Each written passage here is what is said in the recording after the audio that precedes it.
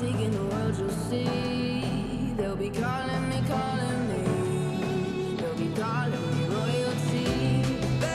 you guys doing? I'm here. I was just setting up the tags, as you guys should know. Alright, we're here.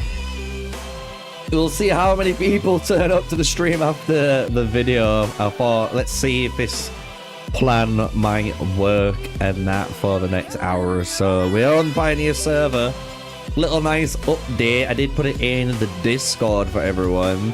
They sent through Cyrus and Timmer, so we do need to max the bastards out. But we can do some of that, and on top, to fix them.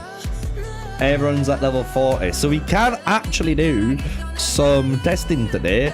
Once we maybe teleport into the other map, the actual map, because for the Desolate Desert it has opened, so we can do all of that. If you guys want to, maybe during the stream at some point, I could give you guys a little bit of a, if you want to say, a little hint, a little teaser into tomorrow's video about breeding, because I know a lot of people will probably want to know how the hell do you breed, because me and Steve last night on my account here, we started breeding a ton, and we were trying to figure out how this actually works and the way you should be using your horses, and we've actually already figured out the best way of doing it. So I could either talk about that a little bit later on in the stream, or we can keep it a secret into, you know, tomorrow's video. But we was able to try and create, as you can see, 1, 2, 3, 4, 5, 6, 7, 8, 9, 10, 11 legendary horses, all with epic traits, which is really fucking good when you think about there's only the legendary and mythics, which are really hard percentages to try and hit on your horse. So yeah, we've basically figured out all of that, so we'll be going through all of that jazz. Plus we did get some more whistles, and just to let you guys know, I still haven't pulled a legendary horse through the fucking search function yet. So we are technically 1080 spins without a single legendary. So good afternoon, everyone. That is the update to everything. Let's crack on with the main show. So good to see you guys in chat already. Malice there. You got Charlotte. Obviously Steve. We got Ada. Bruno. I'll have a check if they've updated it, because obviously since my video recording, you gotta remember that was pre-checking anything that they've added to the game, right? So this is what's going to be really important, because I hope there is like whistles in here, but it doesn't look like it, because it doesn't state it. It doesn't state that you can get them here. So like the only way you can get whistles in game is through a Desolate Desert, and we're gonna check if in the actual map now you can get some more bits, which is gonna be good for, you know, tomorrow's video and Thursday's video to do with mounts and then the map, right? So this is what we're gonna be doing. Relocate, and then later on in the stream we can do some formation testing if we want to. So this is where we are at, our boys.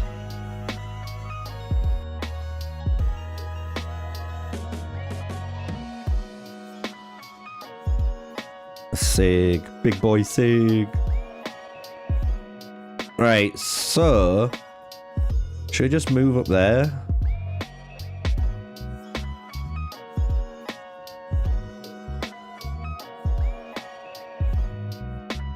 I guess so, because it's built this way.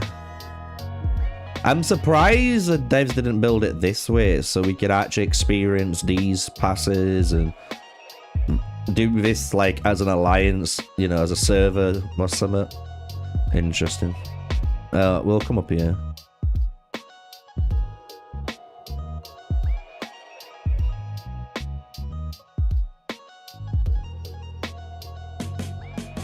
It is laggy waggy, isn't it? A little bit laggy waggy. Okay, so it's using my targeted relocators. Interesting. Checking it with chat. It's devastating to see the game move this way. I know, dude. Good news, the heroes are fixed now. No more retarded builds. Yeah, I know, I already checked. I said that in the beginning. So in the beginning section, for those that are just tuning in, just to kind of give you guys a quick little update again. I don't mind repeating it. The system did send through Timur and Cyrus with the medals for them. So we have both heroes now. We don't have Tamiris, but that's, I guess, okay. And then they fixed the signature skills. So everyone's at actual power levels. So a little down the road, like I say, in the stream, once we've done whatever we need to do, we can try and sort out some sort of testing if you want to. It'll be pretty fun. So the thing I am curious about is, for example, so let's check out the Desolate Desert. That's what we need to do. So we're getting points daily. So this is through the tower rotation, to gathering of resources, eliminating tribes, exploration gives us it too. And then there's the Pillar City, Ancient Dunes, and then eliminating enemies. That's daily points. And then you got seasonal points. So you can see how well you've done throughout the entire season, which is pretty good. And then they've also got a drop-down menu, pretty fire. So, like I said, I'm going to be honest, the Desolate Desert map on this game mode looks sick. I just hope they fix mounts. I'm going to be honest with you guys, man, because it could be a really fire patch if everything is good, you know? You'll see the whistle missions inside. I'll have a look then in a second. And what's cool as well is you can share. Look at that. Share that shit. You can even save it as an image. That's kind of lit. That's kind of lit. Right. So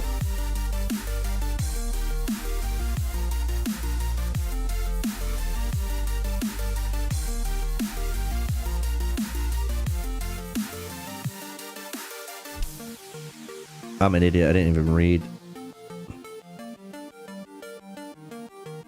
Let's just like blow up some things. And now, whistle missions. Oh, yes. Okay, so now we're looking. So we're getting 3 whistles from this, is it? Use 4,000 Empire coins to or gather 3 million. So you've got to either use Empire coins, and then you're going to get one. So most... Okay, so for free-to-players then... If that's the case, you're always... I know it's going to be sad, but you'd rather go for the purple. You're going to lose personal points. Yeah? But you got to think, as a free-to-play player, your Empire coins are a really important resource for your Legendary Advent, your hammers in the VIP store, and like, even maybe later down the line, if you do push VIP, you're gonna need Empire coins or like Oblivion Scrolls. Like, Empire coins are fucking important, so you don't want to be wasting them on... just to try and get some more personal score, because let's be real, you're free to play and low spend, like, we don't need to. So let's just do this then. I can do it because obviously there's no sort of crazy events and stuff. Oh god, don't tell me the game's frozen. Nope. Right, so we know that. So what I can do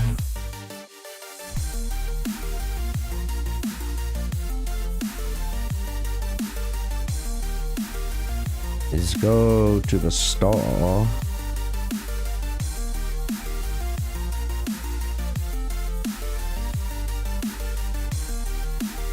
Oh yeah, 4,000. Nice and easy. We're only doing this for obviously testing purposes. Do not do what I just done. Bad habit. Do not do that. You'd rather be buying it in here, but we don't have access to it, so we can't do that shit, you know, unfortunately. Right, so we can go back over. Oh, we only needed 2,000. I'm an idiot. I forgot I was wailing on here. Okay, so now we can view this and we can claim it. So we get one. Please give me another set of them.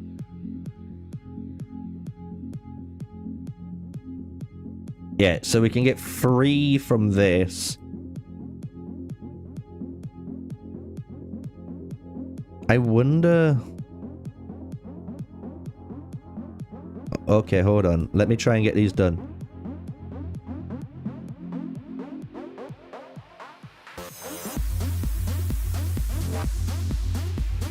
I wonder if I can complete the next one quick enough so then the reset comes and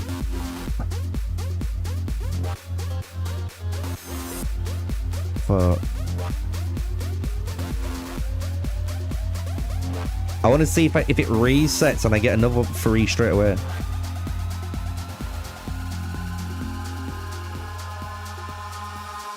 Because it looks like it's only 3 a day. Like, I honestly think it's 3 a day.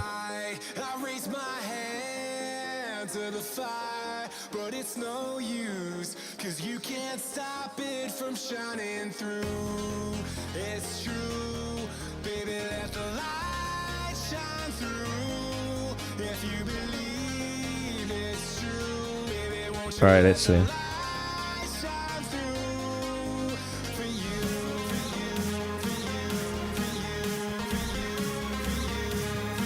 Because it only says today's attempts, right?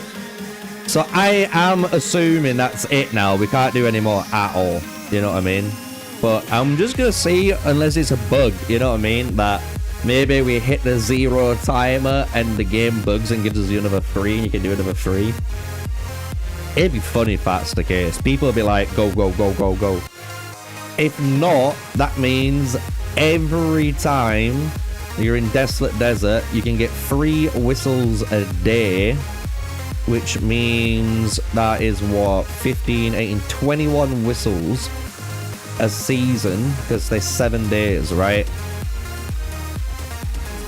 Yeah, so we don't get a refresh at all. So it's the maximum you can get is 21 from the thing, and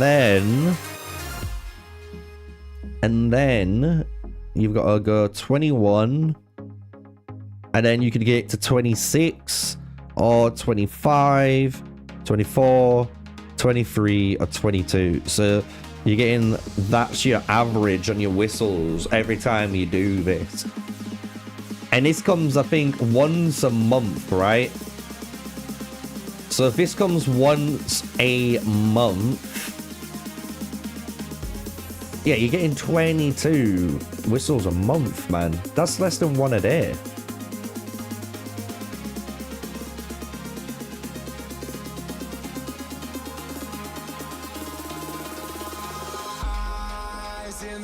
How you doing, one?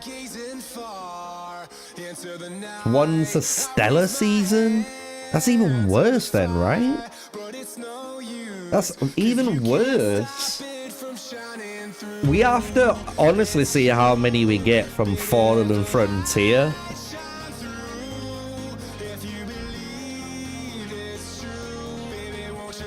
We honestly need to see how many you get from that Fallen Frontier event. Because that's going to be the finish factor on it then. Because that's something that keeps coming, and if that can give you like between like 10 to 20 every time you do that, it won't be too bad then.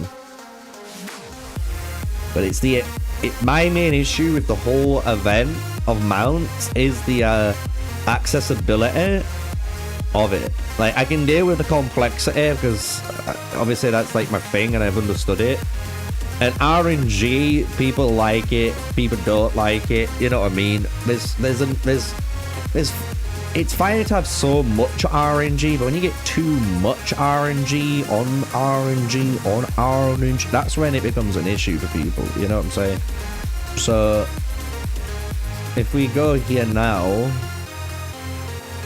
we've already got 1.5 million points.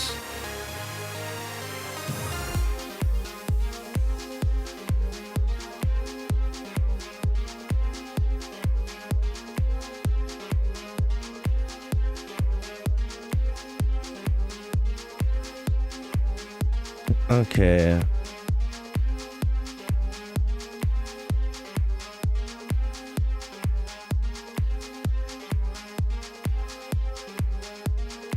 What is Pioneer? Pioneer is a test server for Age of Empires Mobile.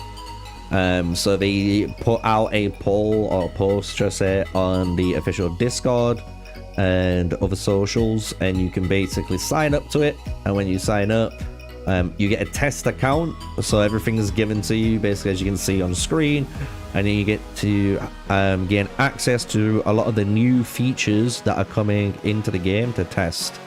So that's what the Pioneer server is. It's been around since the launch of the game, so if you've just joined the community, welcome to the community.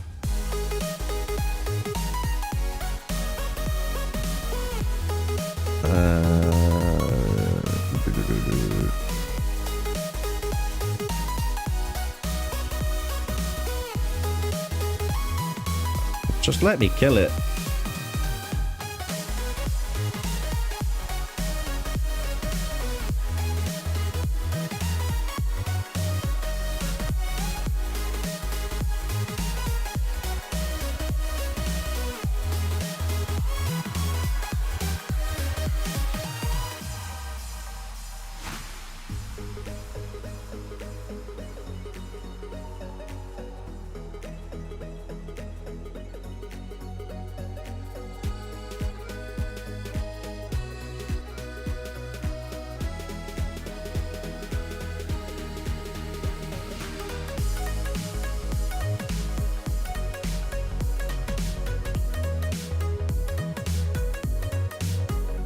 I'm just trying to get the high ones.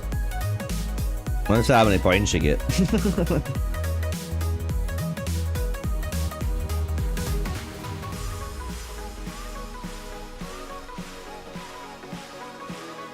I wonder how many points you get for all these too. Didn't tell you.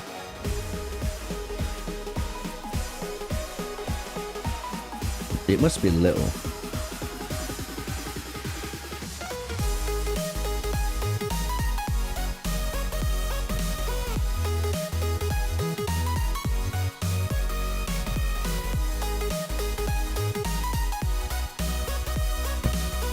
Right.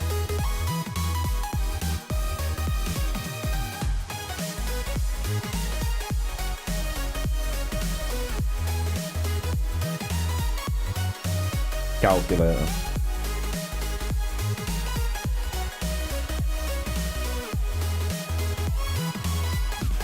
Why is my phone just not working?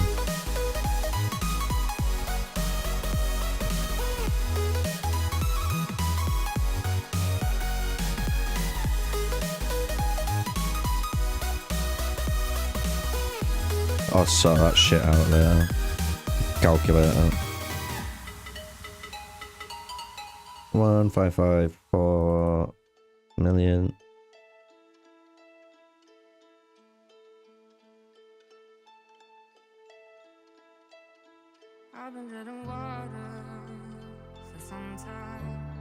Alright, so how many points we get? How you doing, Guns? Welcome, dude.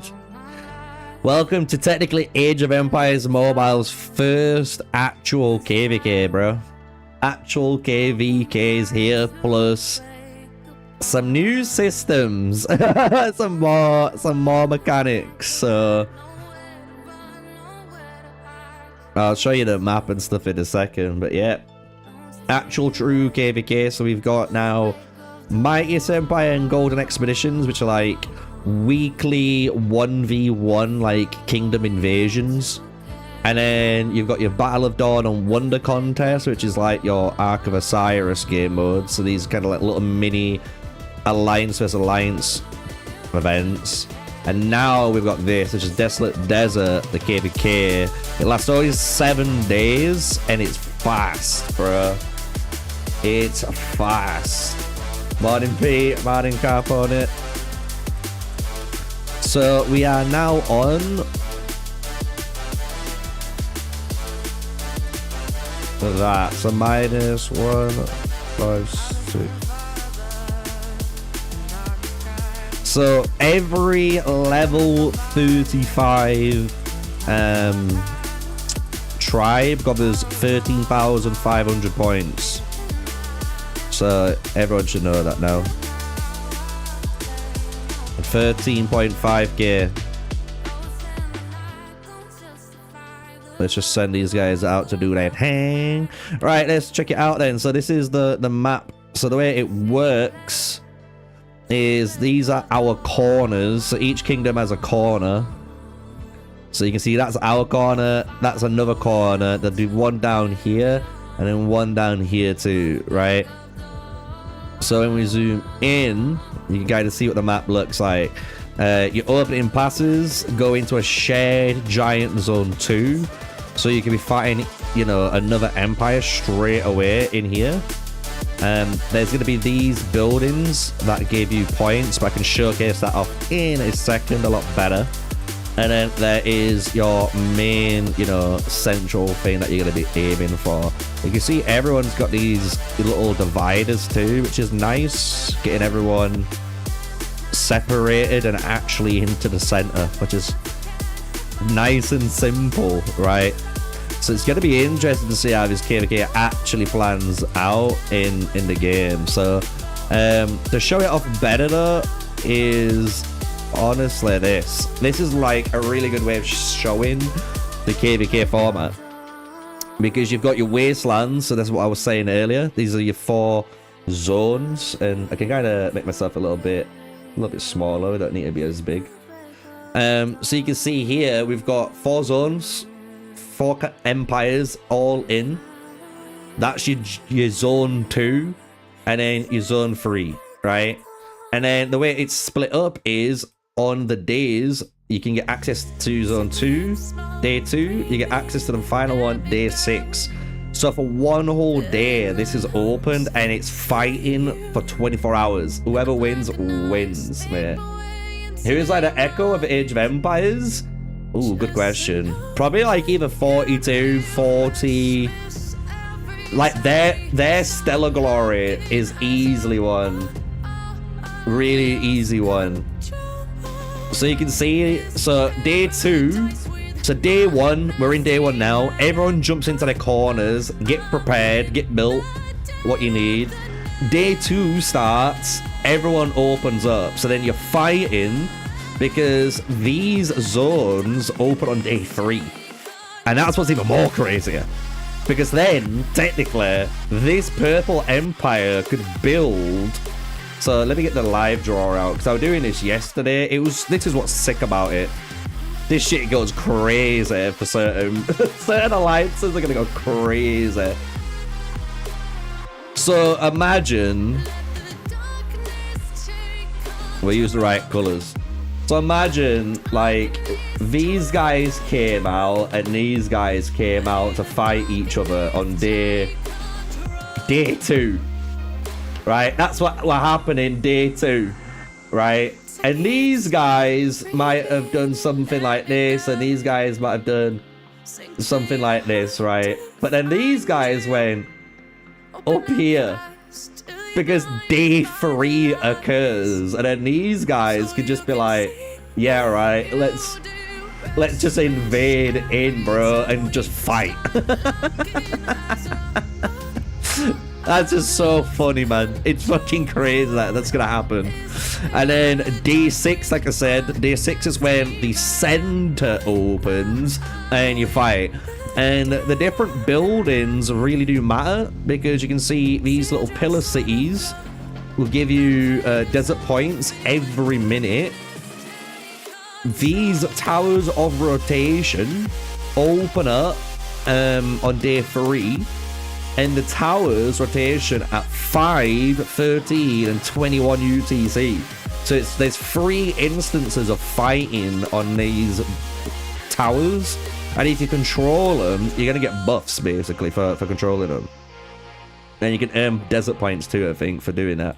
And then there's the Aru Palace. There you go. We've got some chariots in there, which is going to kind of be fucking sick to see. And obviously that's whoever wins that wins, you know? Whoever gets that gets it. So it is a really cool format. And I think a lot of people in Age of Empires Mobile now are going to actually experience what city builders are really about. Like, this is what the games are really about. So it's going to be interesting. Even the maps themselves, you can see there's a lot of different points of touching, because the way this game works compared to Call of Dragons guns is territories all blocked in. So you just, you know, capture, for example, this flag here, and you control that entire tile, right?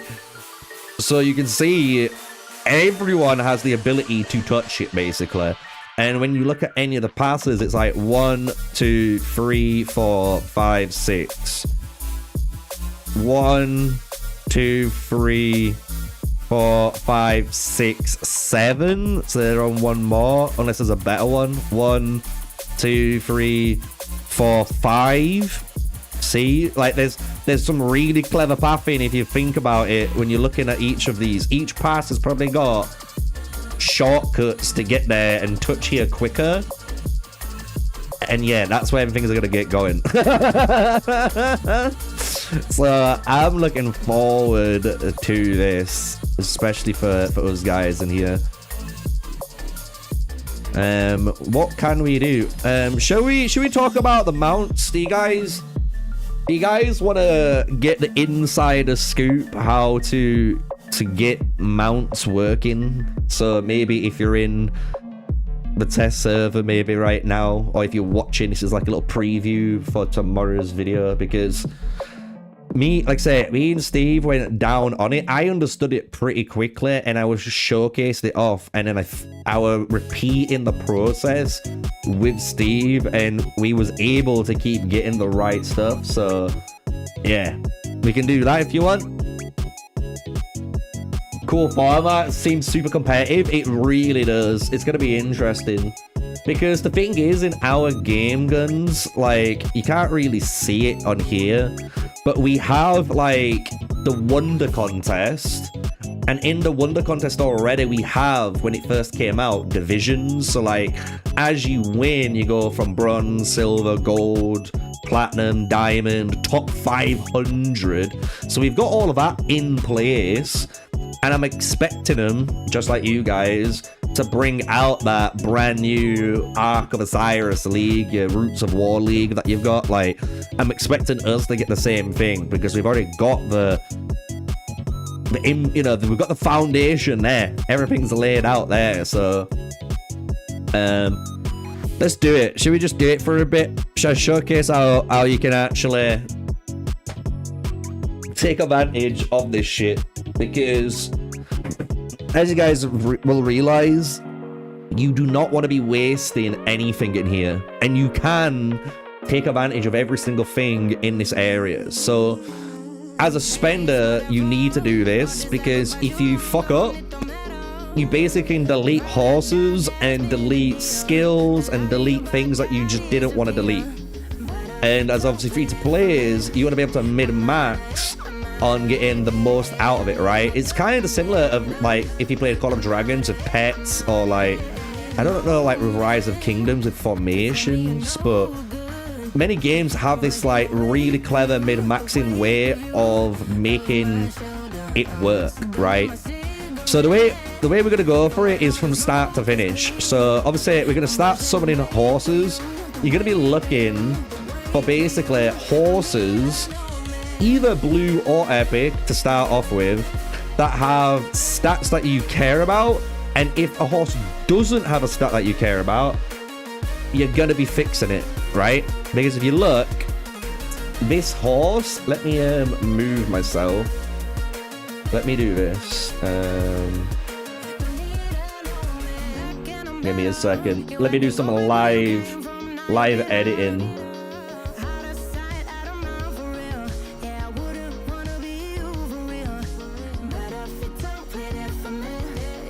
Sweet. So as you'll see on that side now, every horse has 2 stats, and you can have up to 4 of these different stats. So you can have might, strategy, siege, or armor. So they're the 4 stats you can have on a horse, right? You can manipulate it to get, when you breed 2 horses, the exact things you kind of want, right? And I'll showcase how to do that, because this is super important for breeding, right? You don't really care about the rarity, because the rarity you can get anyway later down the line, which you'll see. But obviously, the better rarity horses has higher range of stats, as you guys know, right? If you've been watching like the content, anyone who's watching now, you're up to speed, right? We can showcase that off just here. So this is all of the range attributes for it, right? What is this? I'm teaching you guys how to maximize horses so you know what to do before it comes out. And I'm doing it live as a little preview to the guys who watch my live content, as a little shout out to you guys, you know, a bit of love to you all, because this is going to be tomorrow's video with a lot more in-depth on it, right? So what you're going to do is you've summoned horses, right? And you got a bunch of horses, and we're going to start from the bottom and work our way up to showcase like how good you can really get at this, right? So first thing is you're going to get horses with traits on, right? Let's ignore them for now, because one of the best things to actually be doing with your horses is, you'll see I've got a bunch without traits. A load of them just don't have traits, and it feels bad that you've got no trait, right? But what you do have is temperament and these attributes, and these are the things that you actually need to look at, because when you breed, that's what you're going to be manipulating, because the traits will come, I promise you. So when you look at a temperament of a horse, this is what's going to happen when you breed it. And you'll always realize there's one of these temperaments you generally always won in certain scenarios, and then there's other temperaments like this one and others that you're going to use in every other case scenario. So if we go and showcase of a docile horse, the docile horses are going to be what I would consider your hopeful upgrades, because what a docile horse says is, when you breed this horse with another horse, you're increasing the chance that you're going to inherit the trait of that horse. So if you're really trying to get that exact trait to go into the next horse, you're going to be wanting to try and find, if you've guessed it, 2 horses with abilities on that have docile, right? And that's gonna increase that chance, right? Let's say you didn't want to do that. Let's say you want to have a little bit of fun, as people like, and you wanted to roll the casino. That's where all of these kind of come in, because if you look at Fearless, you have an increased chance of the mount to obtain a random universal trait. And you're probably wondering, what the fuck are all these traits that you keep saying? You mentioned traits, you mentioned traits. Don't worry, we're going to get to it in a second, right? You can get one like protective. This is obtain a healing trait after mutation, right? So you can kind of see each one of these guys can mutate potentially into something. And if you want it to mutate, you can even do this. You can really increase the chance of mutating, right? And you want the horse to mutate, because if it mutates, you're upgrading the horse with either with an upgraded trait, with better stats, or which you want, you're going to promote the horse into an epic horse, or then into a legendary horse, right? So we'll go through that now. Well, I'll say we'll go through that now. We'll go through that in a second. The last thing about all of this is the traits, right? So in the game, when we go into the breeding area, you're going to see all of these traits. And on here, it is fucking crazy and overwhelming. I understand. There's a lot of traits. But what you're going to notice is these traits are in groups. There's a group of traits. So there's like 3 traits for gathering. There's 3 traits for healing. There's 5 traits for stats. There's 5 traits for might-based stuff, right? You can see where I'm going with it, right? There's a nice group to each one of them, right? So if we jump out of this now, you guys should understand, hopefully now, the basics of your horse, because that is honestly the basics of the horse that you need to understand before you touch breeding. If you don't understand that, don't worry. You can rewatch the stream if you want, or tomorrow my guide is going to go through it stage by stage, right? So let's go into breeding now, because we're going to try and make some cool fucking horses, right? And I'll showcase how I've been able to create docile horses with really powerful epic skills that I might need to keep on future horses that have better stats that I care about. And let me teach you how to actually get stats, because when we go into it, we're going to start from our rares and work our way up again, right? We're going to look for any sort of rare horse, right, without an ability right now. So when you add any 2 horses, any 2, doesn't matter, right? And let me move myself over here now, because this is where it matters. When you look at the horse, you have a 50% chance of not getting a trait, but guess what? You've already got no trait, so who cares? If you flip the coin and you win, you're getting a brand new trait. That's already good. Now, you'll notice your attributes. If you've noticed, if I maybe let me get rid of this horse and put in this horse, right? The way the attributes work is if there's a commonality between 2 horses. So you'll notice this horse is in here, and so is, well, this horse is in here, and so is this one, right? They both share strategy. And because they both share strategy, you have a 100% chance to maintain strategy. It's not gonna re-roll, right? If they have a difference in it, you'll notice, because I've got siege here and might here, it's rolling between the 2. So I've got a 50% chance, basically, randomly, to get one of them, which is pretty good if you think about it, because let's just say you've got these siege, based horses like I've in this situation, and you want to generate a brand new horse that has strategy and might because you're trying to get an all attribute build, you're able to try and do that, right? So if I hit breed, I've got an 80% chance of getting a blue horse and a 20% chance of the purple horse.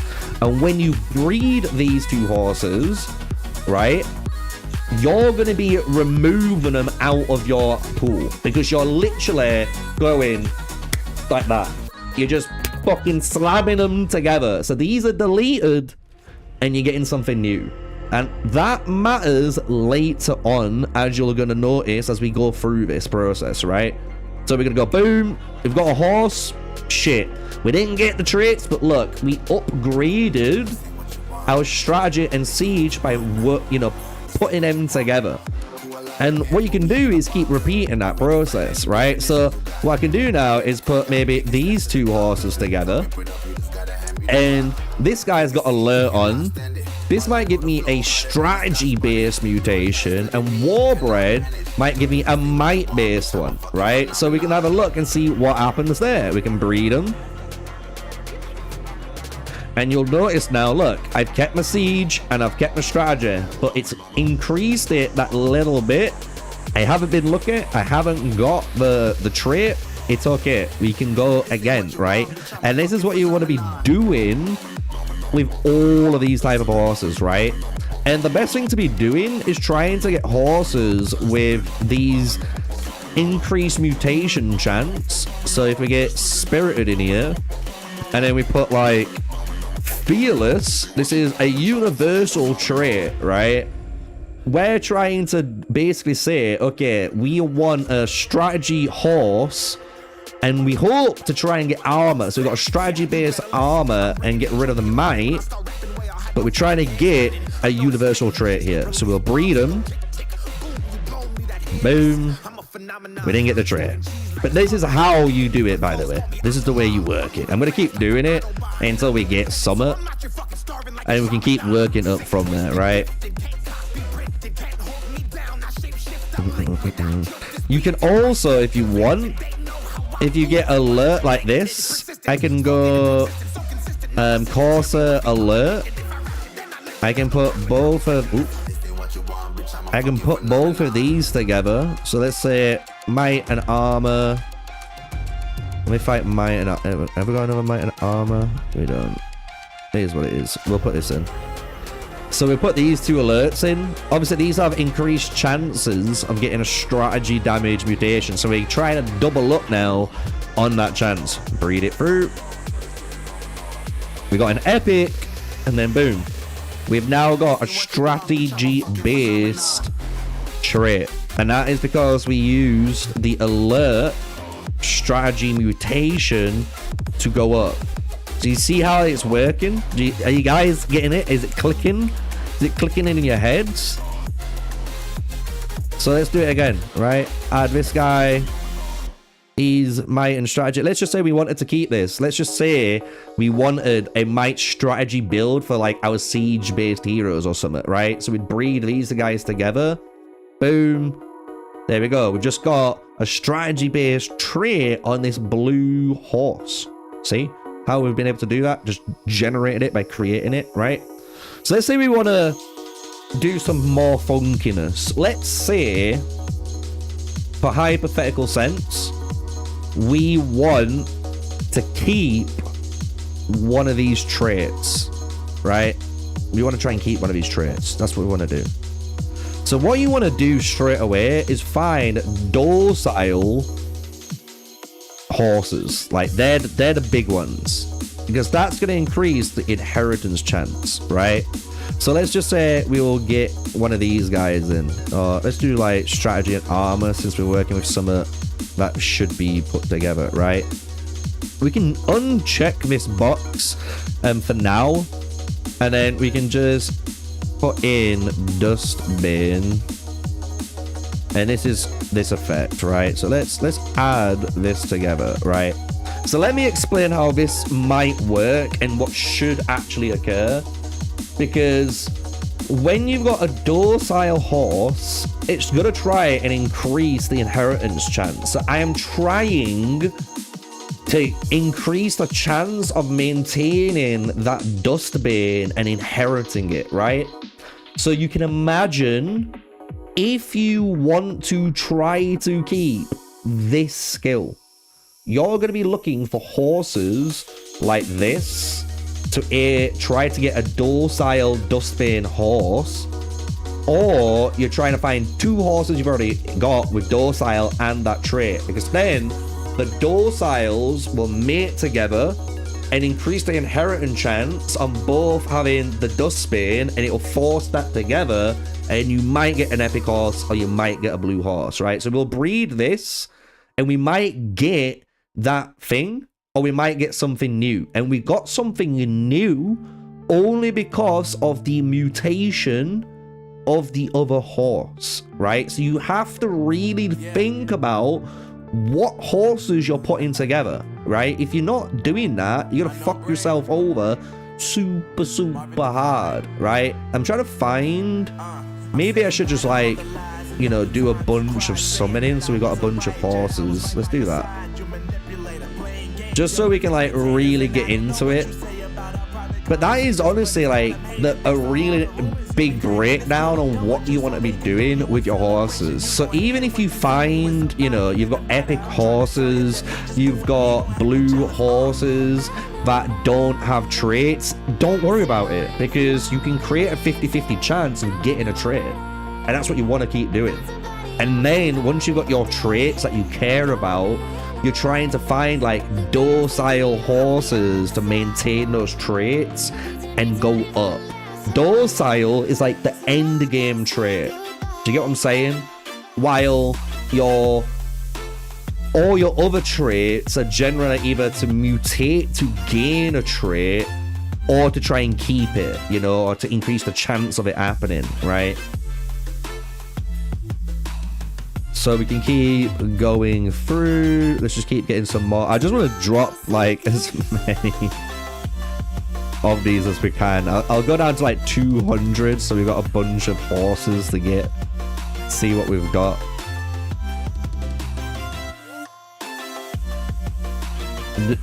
Oh, our first legendary.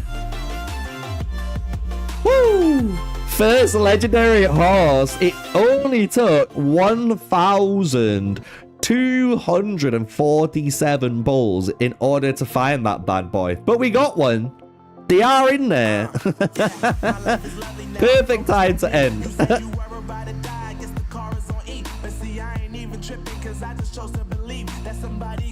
So we just got dark here. So yeah, that's what you want to do. And just to prove a lot of that, by the way, the beautiful thing about horses in this game is you can check the way it works. So you can see here, right? We've got Warbred and Fearless together, and it kept basically that Fearless area, but it just changed to Alert. So then I got these two together, and I went, oh, nothing actually happened. So let's try put these two alerts together and keep this. But it doesn't, right? Because the alerts is a different type of mutation. So they evolved into a legendary one. And with those mutations, it created the secondary strike trait on it, which is the strategy one, right? You can see that on a lot of them. And the crazy thing is about this, if you guys look, turn-based strategy damage. I don't think there is anyone who does that right now. So these are in for the long haul, because they could be leaking potential heroes that are doing damage that aren't even in the game yet, which is kind of insane. Yeah, as Bruno says, there's also passive strategy damage, which no one else has in the game either. There's no like passive pikemen that deal strategy damage, like none of them. They all deal might, right? So there's a bunch of them. So it is like this. There it is. Cunning. There we go. We got it.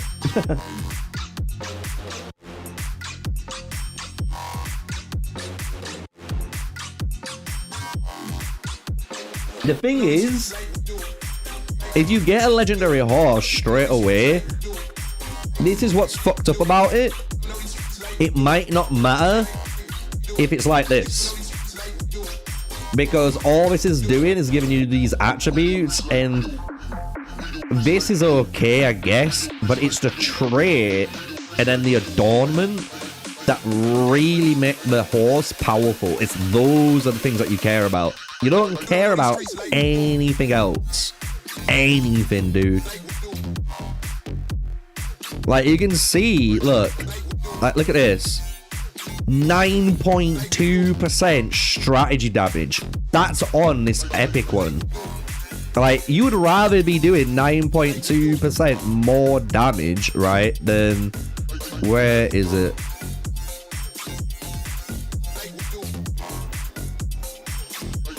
There you go, 7.6. You lose 4 points on attributes to gain more percentage. Yeah, okay.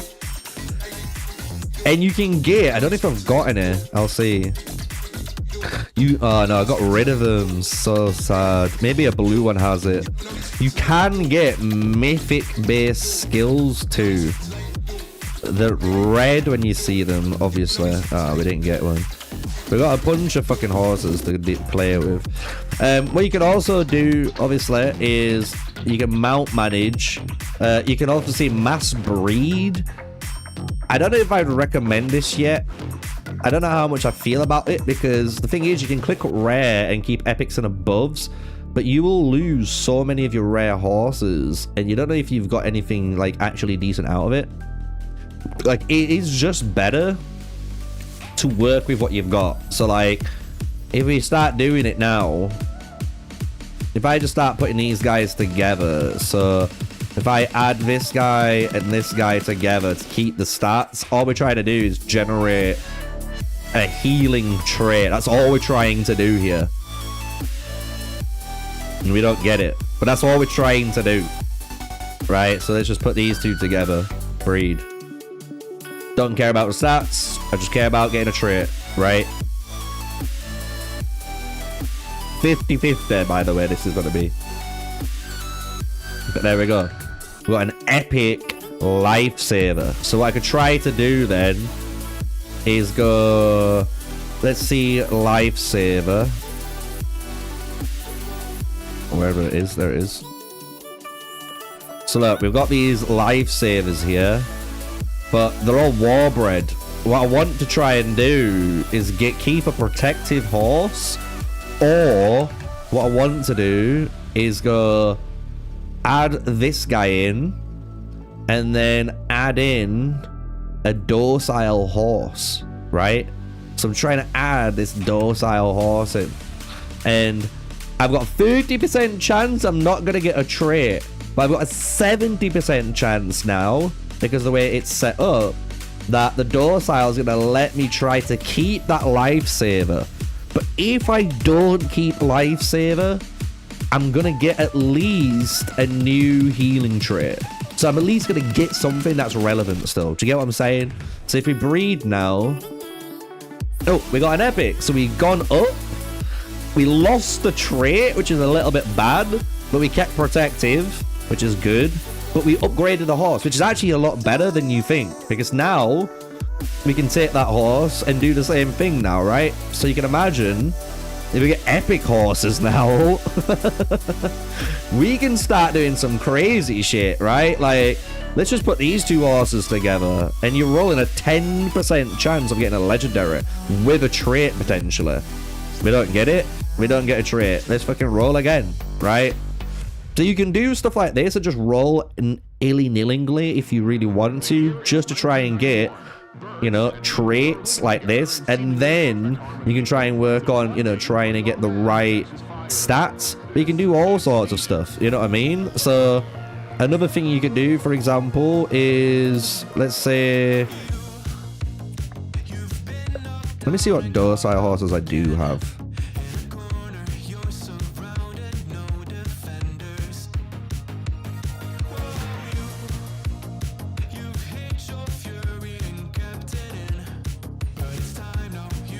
Right, good example. So let's just say I'm trying to get rid of this siege, right? So what I could do is put in this might one in. And then, which one do I need to put in? This one. There you go. So now I've got might and armor and a might and siege, and I'm trying to get rid of the siege horse, and I'm trying to improve the stats, right? 2.9, 2.1, 2.1, 2.8. I've got no traits. They're going to stay docile. Breed. And they mutated. We mutated and got a random trait. It was 50% chance. We got it somehow. But we got a docile troop norm attack damage, right? I'm not trying to leak the tip here. I'm seeing if any of you guys are figuring it out as we do it, because this is going to be part of the video, right?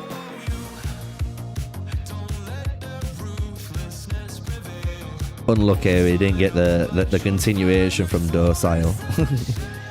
But that way, obviously, you're able to swap your attributes then on your horses too. But I'm just saying, I'll do it one more time and see if you guys can figure out what is one of the secret methods that you want to be doing.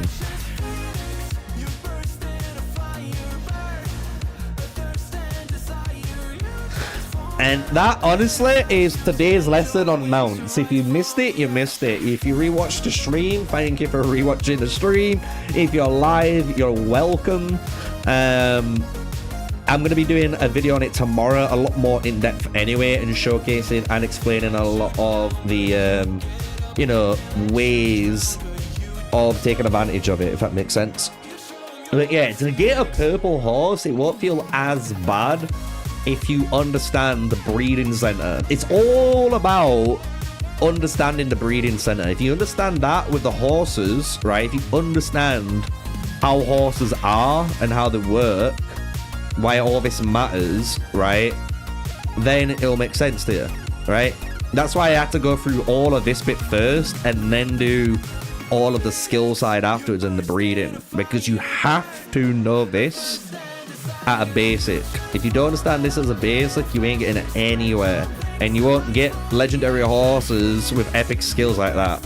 Because look, like I say, I've got 10 of them bad boys. 10. What we could do for a bit of fun, I don't know if you guys know this, but you can breed 2 legendary horses together to get a mythic horse. It is a 1% chance of doing it, and technically we have the fodder to do it.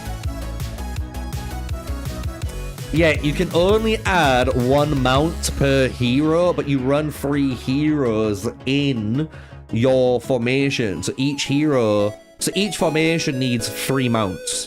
That means you need to farm 3 mounts, which is 3 good traits on horses that's relevant to them heroes. And I can showcase that in a second as well too, don't worry. But let's a bit of fun. Let's see if we get it. No, we don't. We don't get it. The 1%. The 1%er. Right, so the only thing that's left to show you is the traits, right? So as you can see here, there's a ton, and I'm gonna scroll down all of these so you guys can check them out. But as you guys will notice, Thunderbolt, really good for Lubu. So if you're a Lubu player, you should be looking at this one with your eyes all open. All open. But these are the first ones. If you guys like the look of any of these traits, put them in chat. Let me know which ones you like, and then we can talk about them.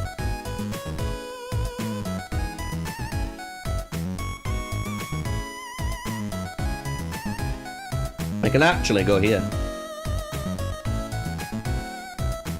Belly, Elizabeth, and Ashoka, they have traits. Don't worry, we'll get to them. So as you can see here, these are might ones. So if you're a might-based hero, if you do active, secondary, passive, turn-based, or normal attack, that's this group, right? This group is all your might-based damage ones. So that's group 1. You got Thunderbolt, which is critical strike damage increase, which is like a unique one. You got mounted heroes, all type of damage increase as well here. And now if you scroll down, you'll notice you've got the strategy side. So now you've got Spirit Bond, Stratagem, Cunning, Blade Master. These are the strategy damage versions of what you just saw above. So that's like group 2. You know what I mean? So you got 2 groups of there, right? And Gallant's nice, yeah. Secondary strike skill damage increase by 10% is really nice on the Mulan. There is some other ones which can be really good too, as you'll notice. But yeah, these ones are they're exactly the same. So you'll notice all that's different is the strategy damage compared to might damage, right? So we've got group 1, group 2, and then we got the 2 little fun unique ones in the middle, right? Which is the critical strike and the auto type unit damage, right? Moving down, you got solo battle, rally battle, solo battle, rally battle. So you can see you've got some very specific ones to battles. So mounted hero damage increase by 10%, mounted hero damage increase by 10% in a rally, mounted hero damage taken reduced by 3.5, and your troops damage taken reduced again by 3.5. So as you can see, they're all in their same little group. You also have then these ones, and these ones, if you've not noticed, they're really interesting because you can have your troop might damage taken reduced by 3%, and this one is strategy damage by 3%, all damage taken reduced by 2.4%, right?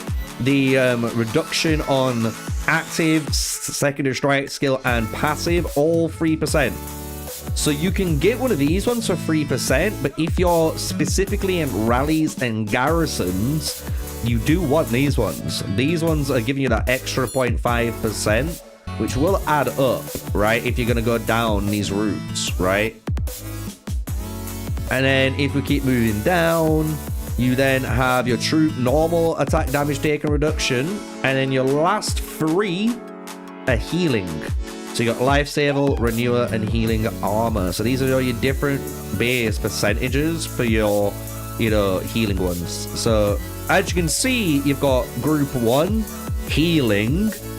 You got group 2, which is like reduction of damage. You got group 3, which is rally and solo battle specific. And then you group 4 and group 5, which is increasing mounted heroes damage of a type. And then the last one, group 6, is your unique special ones, as I'm calling them, like your critical strike damage and your all types of damage increase, right? You can see these ones are kind of a bit more unique for certain heroes, most likely later down the line. So a lot of the traits are there. Obviously, in my video, I'll be going through them, and you can imagine why they're really important now, right? You want to find good traits like this. Passive skill strategy damage increased by 9.2%, and that's on a horse with strategy and siege. The siege is a little bit shit, I will admit. You'd rather have armor here, or might even, any of them. But look, having those two together is enough. I'm telling you, that's all you're going to be looking for. Main stat and a good one. So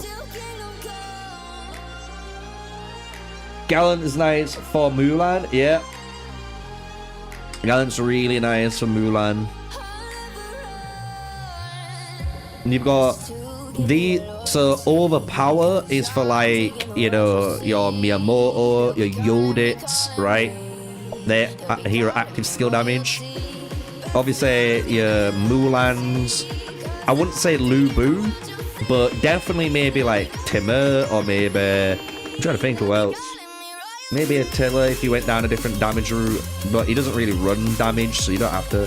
But you can get my drift, right? Secondary strike skill heroes. Bellevue, another good one. Passive skill damage is all your Pikemen, Cyrus, Richard, Leo. Technically Boudica with the damage build on her.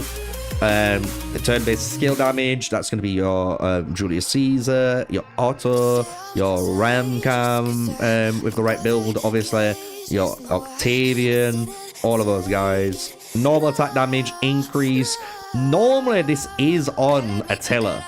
So heroes that are really just buffing and they're not dealing damage, you normally increase their damage from normals. So this is like your, you know, Attila one. Easily the Lubu one. Scream Lubu any louder, I don't know. Armor Sunder is the interesting one. This is increasing all types of damage. I've not seen a march. Maybe, I think is it Hannibal, maybe? I've not seen a march that deals might damage and strategy damage. Do you get what I'm saying? Like, it doesn't have its skill that's like deal 400% might damage bonus, and then like another one which is a strategy bonus. Conversion isn't.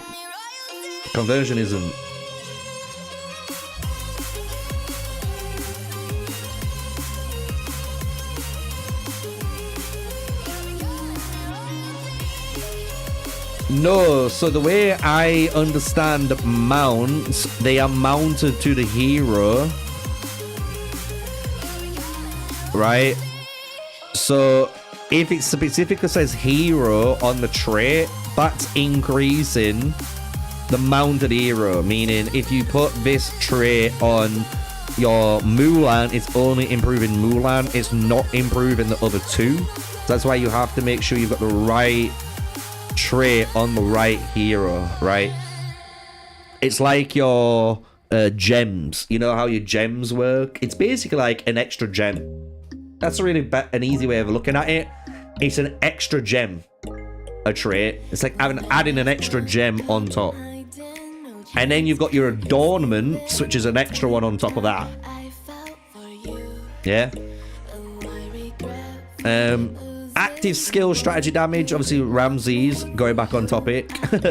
Stratagem's good for like your Belisariuses. And if you're wondering for a shocker, obviously a shocker, by the way, would use Gallant because he does might base secondary strike skill damage. So that's what you'd be wanting to run on him. You might be able to get away with Army Sunder maybe, because I think a shocker might deal both damages actually.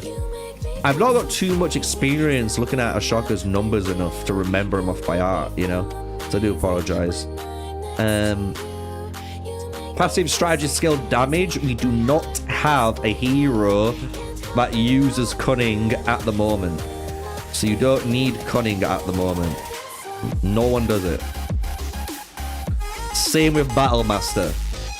No hero currently does turn-based strategy skill damage. Currently. It could all change in the future, right? Then you've got your Dustbane, Tidebreaker, Fearless, Bastion. These are all good. Honestly, all of these are good if you're specifically trying to make your march only do one job. So if you're only trying to do rally fighting, which is what I would try to aim towards, look, you're getting a better, you know, damage and increase because you're specifically doing that job. And hey, why not, right?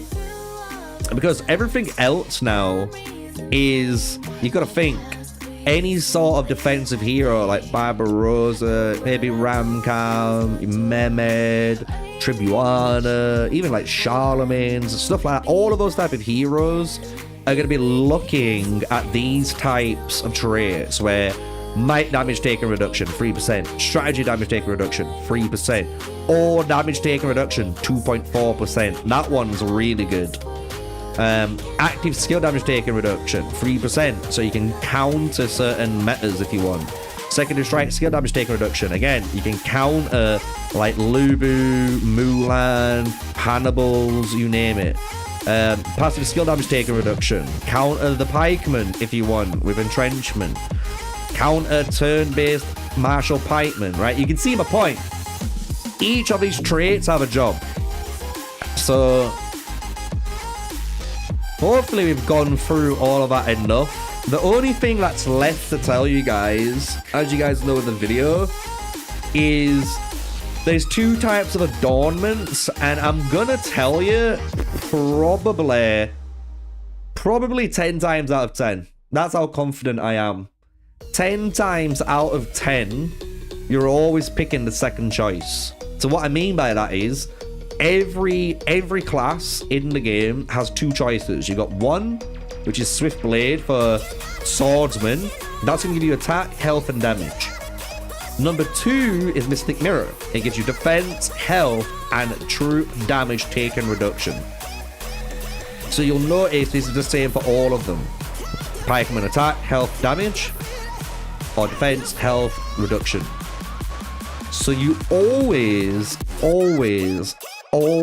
take number 2. And it's only because, as we know, and as I have stated from the beginning of the game, and that's what we built our channel on, as people are starting to realize we taught the truth. This is the best stat out of all of them. Obviously, health really good, defense really good, but the fact you take less damage because you're reducing damage taken is king. It's the king stat in the game, so you always are going to be doing these. And it is a shame that these ones don't have anything a little bit more interesting to offer, because, you know, it could be cool to have different builds with different adornments, but having just straight up reduction, health and defense is just better on every match.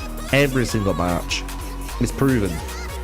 So the only thing you need to know is these special effects. So if I put myself over here now, make myself a little bit bigger again, and move myself over, you'll see each skill is going to be tied to a specific type of hero again, right? And what you want to do with your adornment is you place your adornment on a matching horse, right? You get what I'm saying? So when it comes to it, so for example, this is mounted hero, all types damage increased by 5.4%. I can get an adornment with this on, right? I could also find, like, you can see here, this is Thunderbolt, right? So for Lubu, we're going to be looking for Lubu an adornment that works for him, right? So when you go over here, you'll notice there's Starlink, which says when the hero activates their signature skill, 60% chance to deal strategy damage. We don't really care about that, right? When the mounted hero activates their signature active skill, there's a 40% chance to deal light damage to the enemy troops. Could be interesting if we need that, right? But we don't, because he's a passive hero. Once every 9 seconds, there's a 75% chance to trigger one of the effects. And this is basically your Mehmed skill on steroid. You can either reduce the damage you take by 14.95% or increase your commander's damage dealt by 62.3%. This one is insane. So on Lubu, you can definitely run this just because of that number alone. But there is more. So after you launch a normal attack, there's a 70% chance to increase the next skill damage by 20%. So you could definitely run Thunder on Thunderbolt, because obviously if your critical damage is increased by like 18 or 16%, and then your next skill damage is increased by 20%, those two numbers when they get put together is kind of disgusting. You know what I'm saying? You got Resistance, which is for the first 3 instances of skill damage taken, you can reduce damage. It's pretty good for a lot of other heroes. You got Blood Rage, when below 50%, you're going to get a ton of rage for your march. You got Headhunter, which is increasing the damage against the primary target increase, which is kind of interesting. So you can basically say with Headhunter, whoever I target takes 18% more damage, while everyone else around you takes 5% less. You know what I mean? So you're doing 5% less damage to them, but you sacrifice to kill that one guy, which could be interesting in certain matchups, right? Wavebreaker, when the mounted hero activates their signature active skill, increase their might, stacks up to 3 times, and when it's fully stacked, you increase the next damage. Miyamoto, you got a Miyamoto skill right there, right? Lagertha as well, really happy with that one too. When a mounted hero activates their signature active skill, increase the strategy, so this is the opposite, right? Increase the mounted hero's healing effects, and then there's the bottom one, which is after entering battle, the mounted hero's first 3 signature skills has increased damage by 20% as well. So each one of these are going to be tailored to a specific march, and obviously which one you want. So let's say we want let's just say we want Thunder, right? We want Thunder. So we're going to go and craft the Sacred Lily. It's going to give us defense, health, and reduction, but we're going to be trying to get something that we care about, right, for our hero. So we got resistance. We don't care about that, so we're going to go again. We got, if there's only one combat target, the mounted hero's damage is increased, and obviously that's the intimidation. Craft again. How are you this morning? I'm really good, Hillary, thanks. I only just see nice chair. So cheers. I wanted to stand out and get a nice white one. With calculation, Ramses will active signature skill even more. Possibly, yes. Yes, Vortex, you are right. Every 9 seconds after entering battle, the primary target shoots commander low strategy, then the mounted hero, the commander deals damage against primary target, increases 8.4%. So nice. So you can see in this one for the cavalry. Here we go. So let's see what we got for calves actually. So for cavalry, because I do apologize, I kind of messed that up. I did mess that up. So what you'll realize is these special effects are tailored to each of the marches. So all of this is for infantry, all of this is for pikemen, all of this is for cavalry, and then all of this is for archers. And they do share, like you can see here, thunder. They do share special effects, but there is some unique ones in each group. Do apologize, my bad, my bad. So when you're looking for cavalry ones though, like this, after a mounted hero deals critical strike damage, recover units, and increase the secondary strike skill damage by 15%. So if we get boiling blood, we're happy, right? What else are we happy about? Maybe Chainslayer?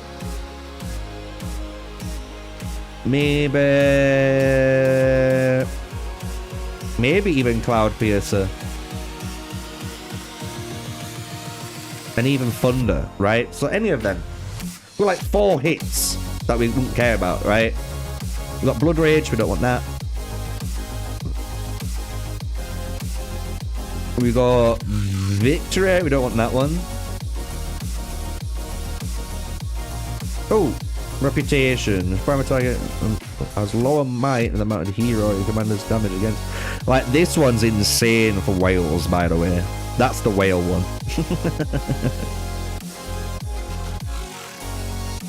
There we go. We've got Thunder.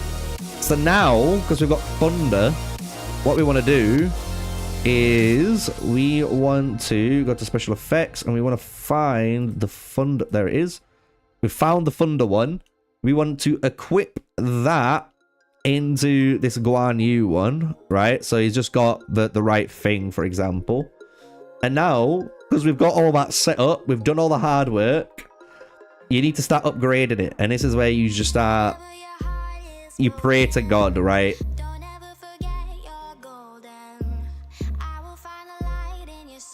Yeah. You are right. Crit crap, you are right. So what you can get is, let me go to secret relay anyway. Yeah.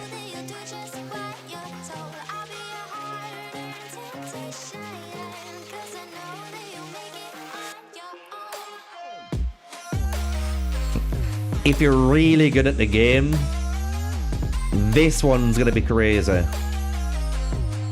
If you get multiple targeted, it's gonna go offline instantly. But if you can be that sneaky boy and keep targeting only one guy at a time, it's gonna be nuts for cavalry, this one.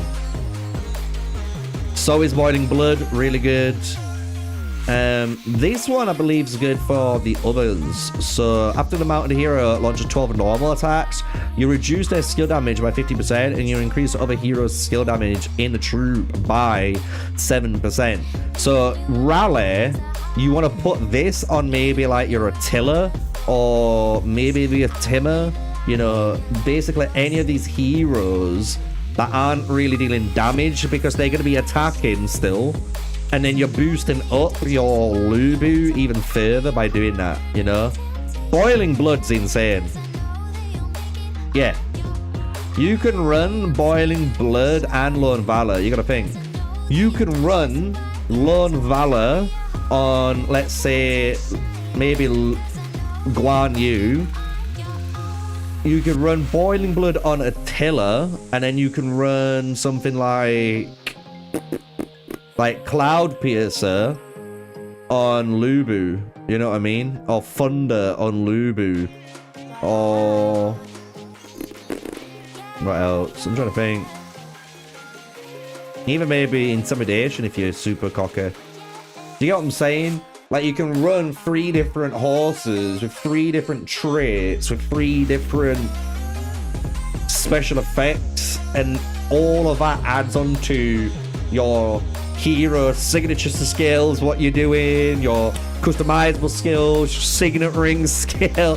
So this game now has like technically 3 added skills onto your march, because you can get technically 2 traits on a horse, right? So you can get 2 traits plus the adornment. That's 3 extra effects you can be added on to your march. It's crazy. It's so crazy, guys. But that should be everything. And the only thing I'm doing is I'm trying to set up this. So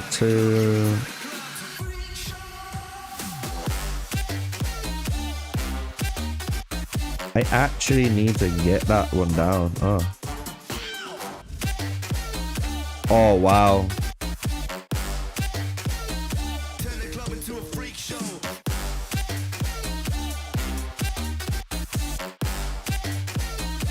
You need this done, by the way.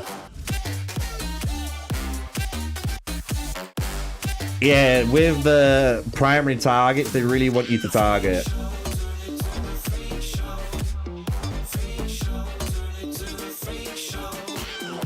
What it kills for whales.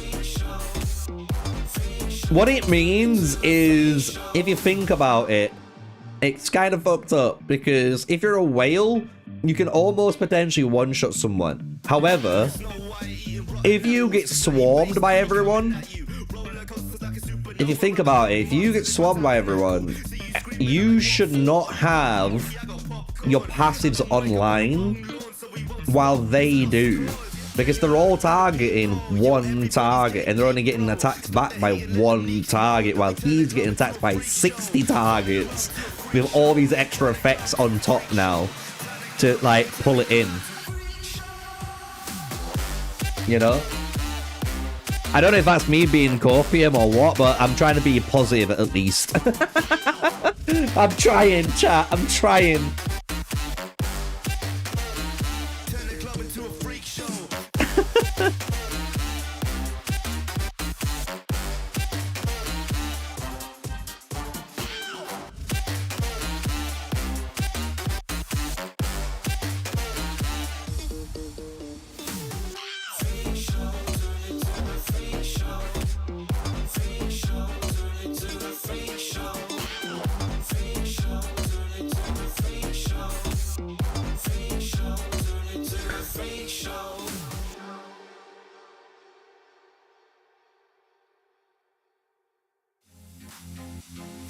Someone in the chat said the system's too RNG, and I'm there sat here like, well, this guy has clearly not used the good old channel.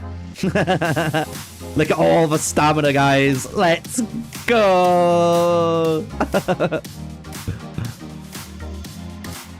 I'm just gonna leave this to do its thing, bro.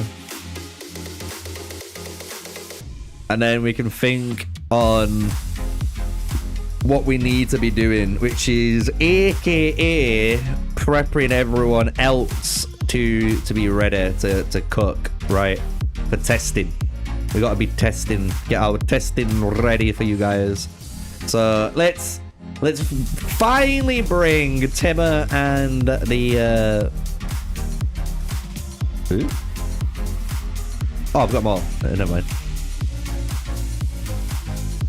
Do you want me to leave him 1-star? Do you guys really want to see like a 1-star Timmer in a Lubu lineup go against like full 5 stars just to see how good he is? I can put everyone else to like 5 stars though, right? And then we could maybe try and see who's online in our server. Do some quick little mini testing maybe before the hell releases tomorrow, because tomorrow you bet you we're gonna be streaming. I'm gonna message Sagame and be like, bro, do you want to try and collab stream so we both stream same time, or you know, we either stream on mine for like 2 to 3 hours, and then I turn my stream off, and then we bring them all to your stream, and we're both in VC together, and we do like a nice cool like collab sort of thing. Because it's the first time me and Sig are in the same test server for once. We're both in the same one and same alliance. So we were chuckling to each other like, oh shit. But we can do basically season 1 to 4 testing now for you guys. We can do all of that. Just to showcase it off. But yeah, we got him sorted. I guess we need to level up you. Oh, no, wait. Oh, no, we do.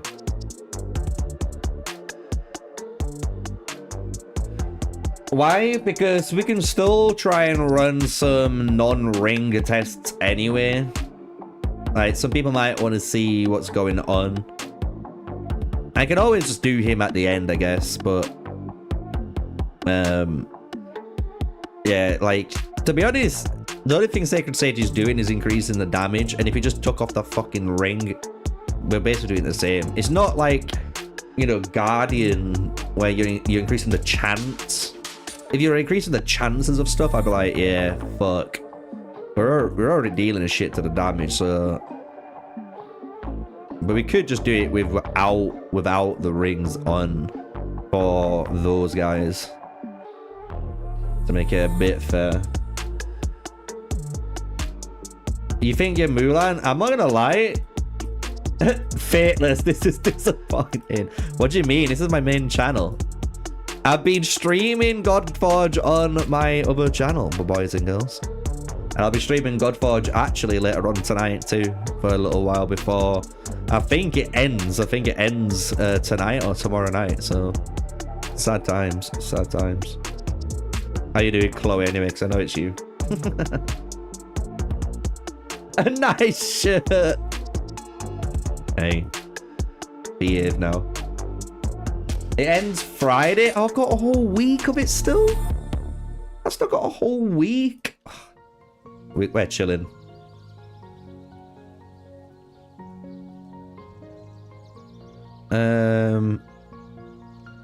Let's carry on upgrading now. Enjoy this. Oh yeah, we are, don't worry. This is what we're used to, and we've got a lot to go through. You'll be able to see me stream a bit of Godforge later on, guys, if you want to as well.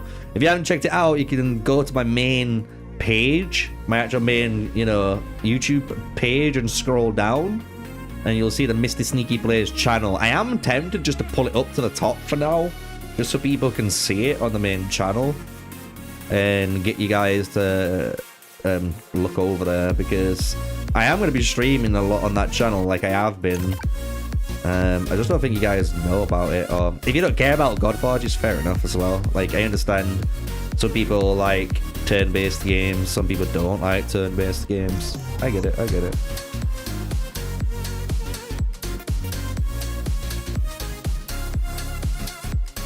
Could you test the healing gems and Falcon ring bonus healing effects? Effect Ellie's healing, please? Yeah, we can do stuff like that. I can try and see that, but it's gonna be hard without actual, you know, battle logs. Because you gotta think, I could run the test like 20 times on something and see what the averages is, and then run it again 10 times and see what that average is. But did I get lucky in between them, or was there a difference? Because from what I've been told, they don't work. I've been told conversion isn't healing, and then I've been told otherwise. So I don't know who to believe anymore.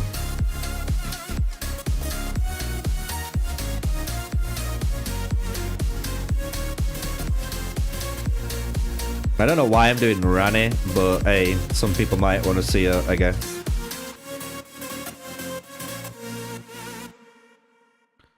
Miyamoto, we want that. Boyo.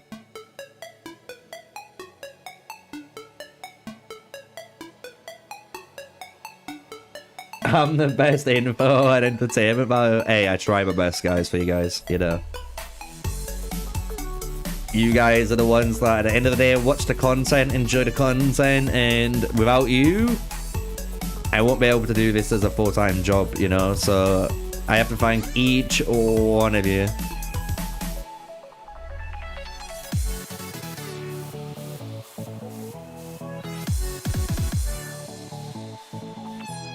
Yeah, I'll try if you want. I'll try in a second and see if we can figure out if we can increase the healing effect or not.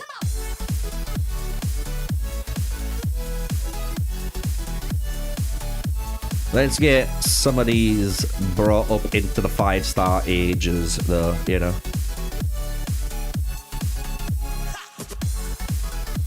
Infield? Yeah. It's just a shame, like I said, as soon as, like, if we had full battle logs, it wouldn't be an issue, you know?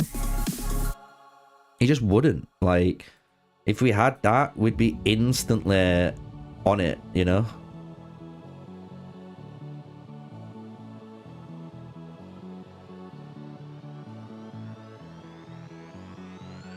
Let's get Constantine up there. What do you think, guys? This is a real question since there's 63 of you in there. And I'm going to start a poll too while we've got a lot of you guys. Thoughts on mount system?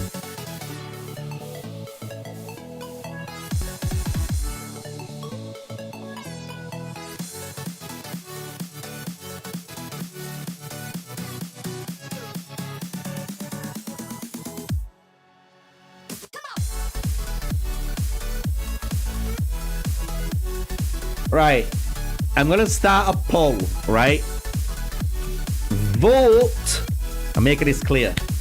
Please vote only if you've watched the earlier section of the live stream.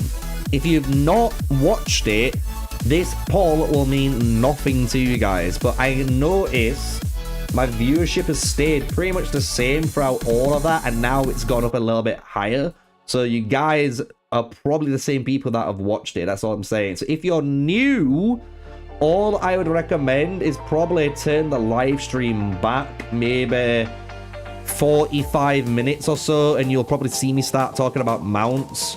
And then you can, if I am, you can pull it back a little bit more if you want and learn some secrets for mounts. And then you can vote and it'd be a lot better. But I am curious to see what you guys think.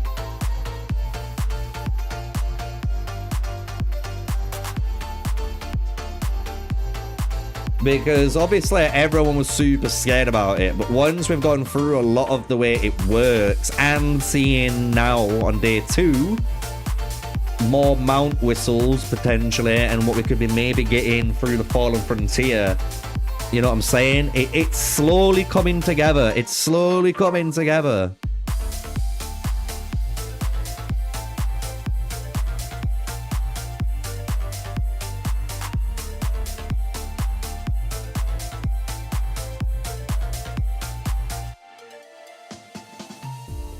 Let's get these heroes quickly in.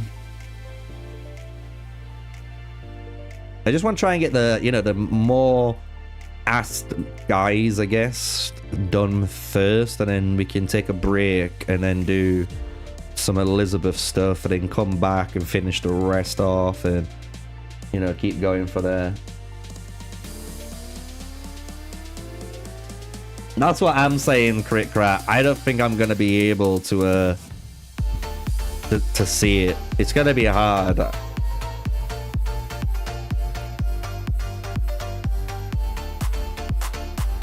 You still dislike it? No, that's fine. If you still dislike it, that's fair. I'm not, no hate. You know what I mean? I still dislike it myself on the aspect of the you know, obtainability of the mounts. Like, if you can get a decent amount of mounts, it's not too bad, because you can keep, you know, breeding, and then get something, you know what I mean? But it'll be interesting to see more on a global account, you know what I mean? Because I want to see on a global account what it feels like compared to being, you know, giving it all here. And I understand we're testing it for the purpose of that, but you know what I mean? I don't think you can actually grasp how it feels unless we get it.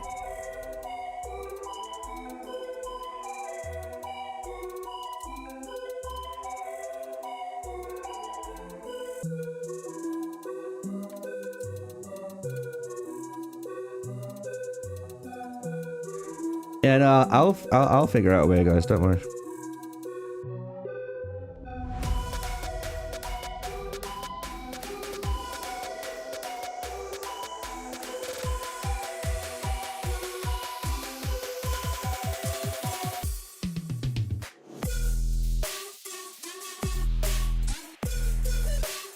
Just quickly max the boy.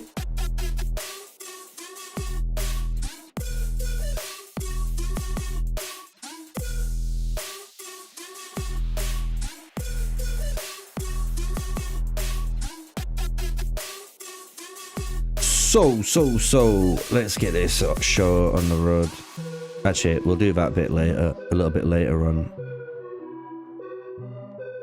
Right, let me see what this looks like against the level 35, and then I can guess, you know, if I need to lower this amount and see how it deals with it.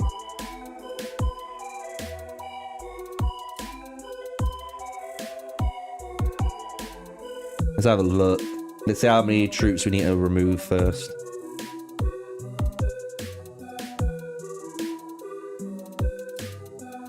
Watching the explanations of the horses now. Enjoy. And once you watch it, just remember you can hit the live button and come straight back live for everyone else. A lot of people forget you can do that on YouTube. Hitting the live and come back live once you've watched stuff at the back. It's really cool that you can do that.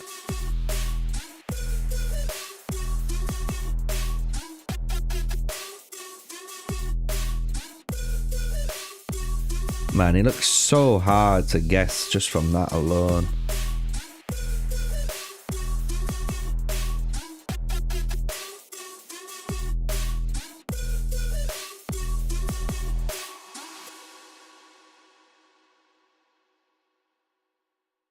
All right, let's do this.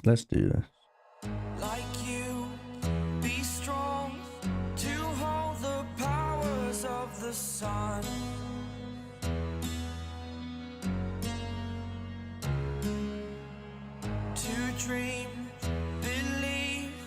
Right, so we've got no healing on this march. All we've got... I know.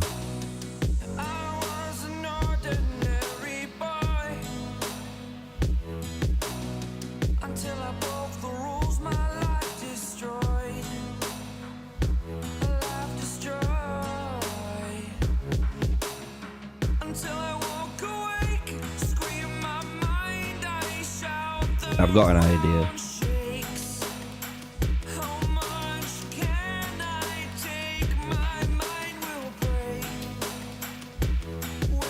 Do we go for the damage on that one? Actually, no way. I'm being an idiot. You can tell how fried I am from fucking horses when I forgot a simple basic.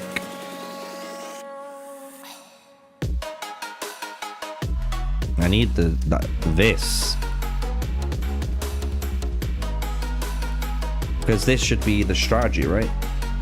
And then the next one's the hero recovery. So this is...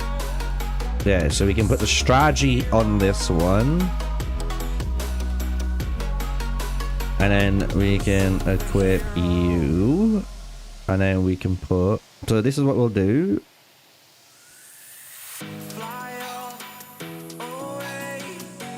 And we've got hero recovery effect. So we'll run this. on her.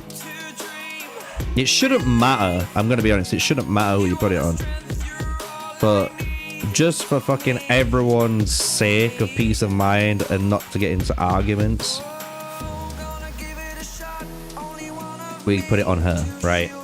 So what we'll do is run it like this, see what happens.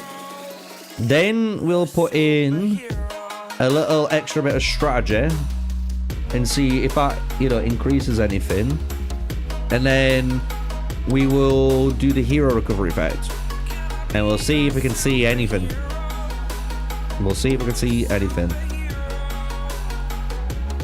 I need to make sure I'm hitting cavalry, level 35, search, attack, Belisarius, and we're going to put 100k, no wait, yeah, we'll put 100k units in. We all happy with that? We'll run this and see if we can figure out the Elizabeth healing myth. Can you try Hannibal, Belly, and Cleo? I can try later, yeah.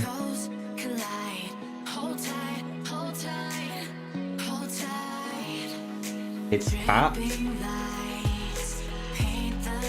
Well, we'll see it again here.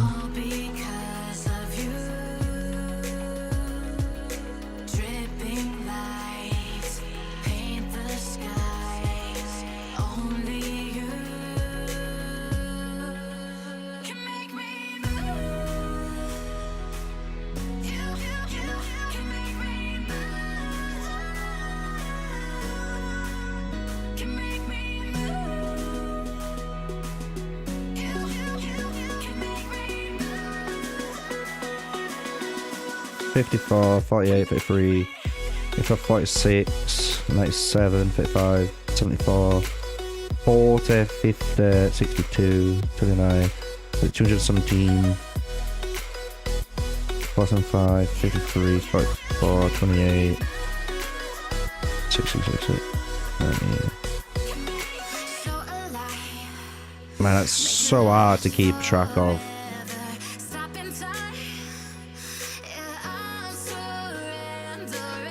I've got to figure out what the different damages is, but let me run that back.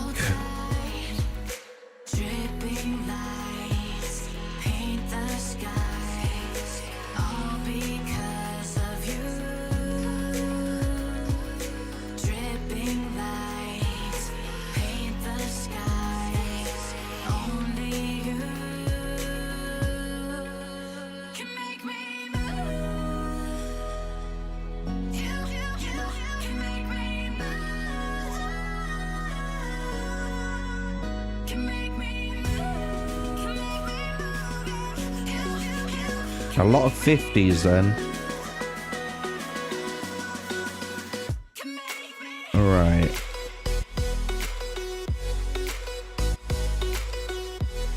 Let me see if I can actually see anything.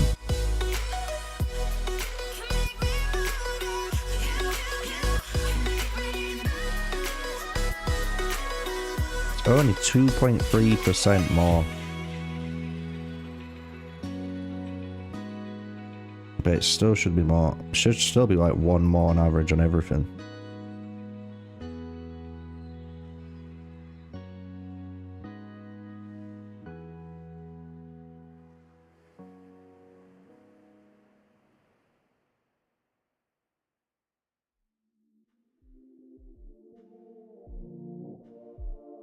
Just wait.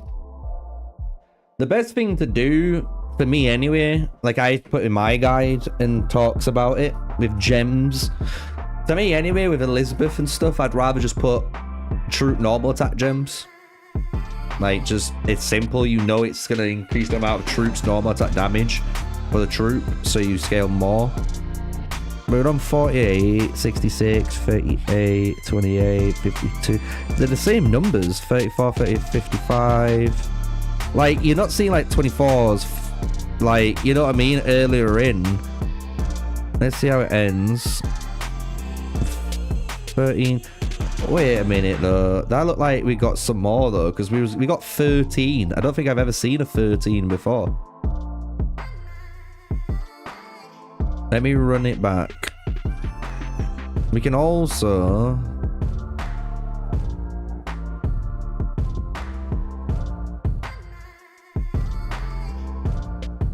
$4.5k, 5.7.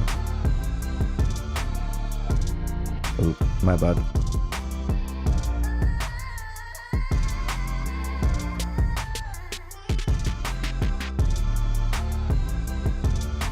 $4.247.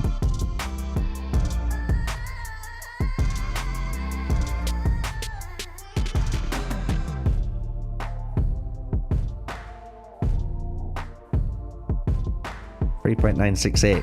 So somehow we lost it. We did worse with the hero recovery gem in. Yeah, I don't think you're ever going to be able to figure this one out unless you get a battle log. It's too hard about seeing the actual numbers properly. Try again.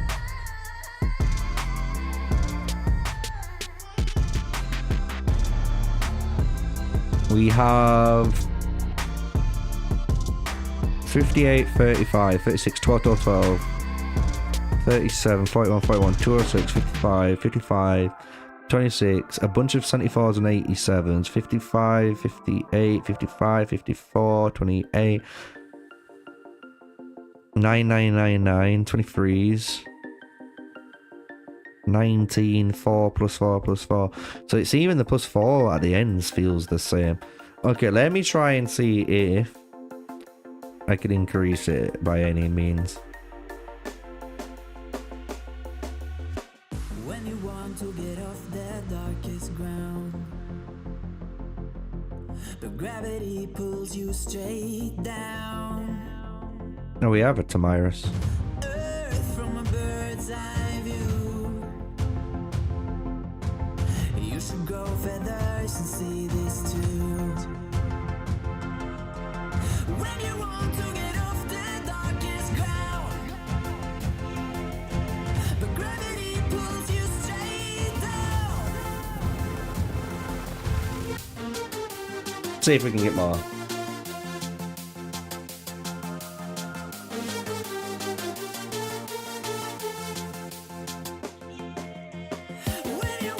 We got a 60 then, but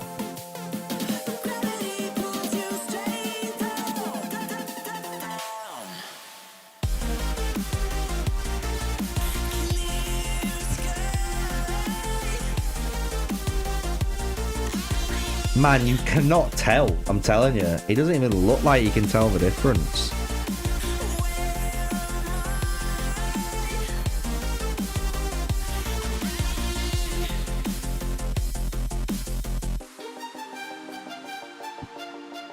Yeah, people were asking about how the healing was working though, you know. It's funny though, since we started doing it, that the viewers started tanking down because people were like, I don't want to care about this fucking healing thing, which I thought many people didn't care about. But there though, here we go, we got it covered. So, I'm gonna be honest, I don't think you can fucking tell, man. Nah, it's all good.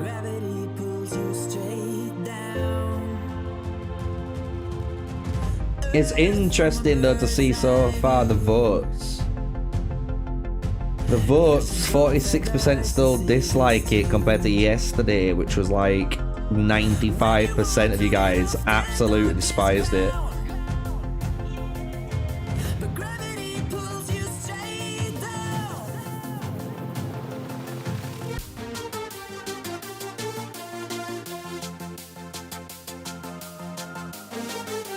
Yay.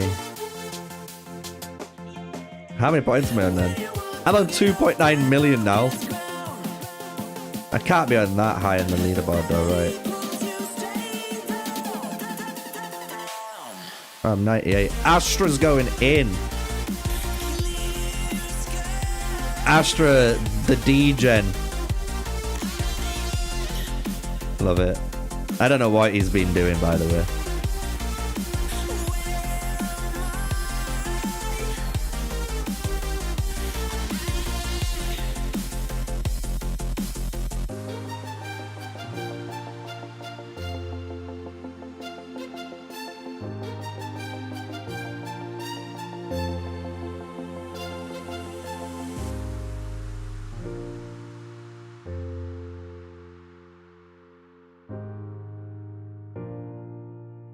I guess we can do this.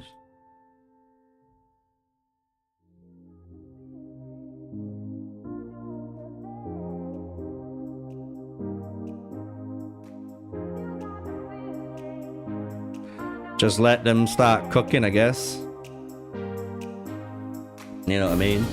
So let's take a look at this desolate desert. Let's see what's the best way of earning points.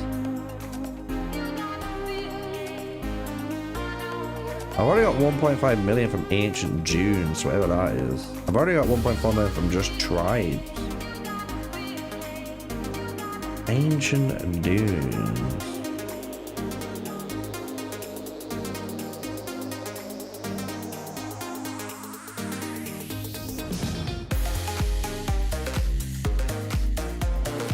There we go. Maybe it counts it as exploration.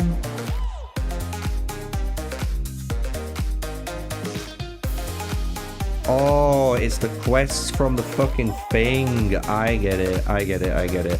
It's the exploration quest. Yep.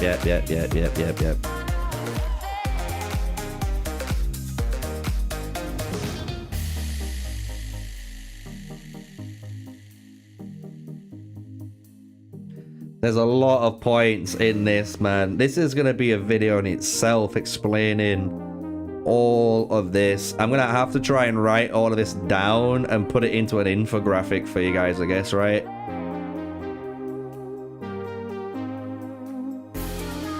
I could do, like, tomorrow I'm doing a pretty good guide on the, you know, mounts. Wednesday is just a video I've already recorded from last week that just splits up this week's content. And then Thursday it could be the map, and Friday is going to be another formation guide, since I'm going to be doing some more formation guides now, even though we've got mounts on their way, which is going to throw a wrench in the plans, because I'm going to have to try and add these traits and stuff on the mounts in the game somehow. Like, I don't know how. Maybe I add a new like mount, boom. I don't know. I'll figure it out. Oh, I could just talk about the mounts in a separate slide. Could do that.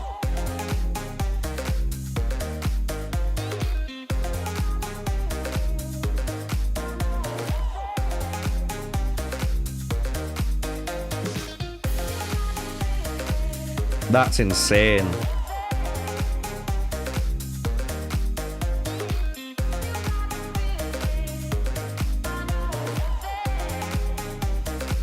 I wonder how Astra's got all them points then. Has he got them from killing things and gathering? Or has he been fighting? If you defeat an enemy unit, you will earn 5 times the points. If you lose your own unit at the same level, you will earn twice the points. So I wonder if Astra's testing against... Oh, I wonder if I could do that. Is someone around? Is anyone around and online now in 3.1? I wonder if I can test that out. Is there anyone here who can teleport over here and drop maybe alliance, or you're not in an alliance, or you're in a different alliance? I don't know. But be red, and I wonder if I attack someone in my own kingdom if I get points. Because if that's the case, they need to fix that shit ASAP.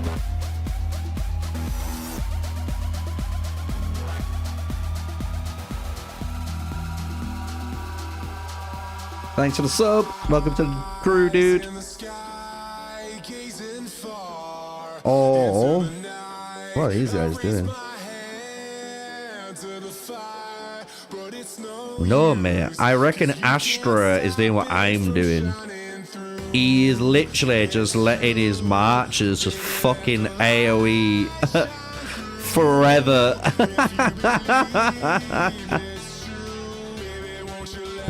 What a guy.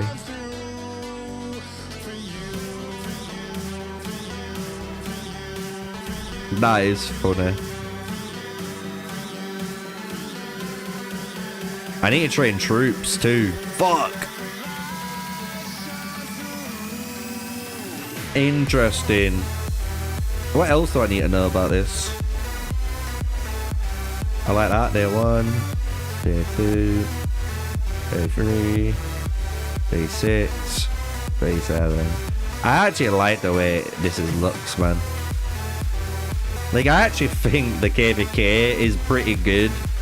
Apart from the reward structure's a bit of a pain. But I do hope the devs watching the live stream and so on will do this. I'm in here. I don't know what that means.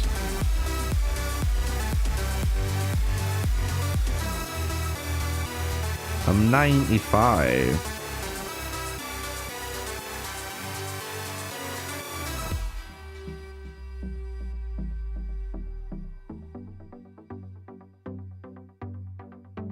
Oh yes, I am. I'm in top 100. Is that trying to show me 95 then? Or is that showing you there's 9 alliance members? Is that what that is that showing? Let me look. Let me count. That could be it.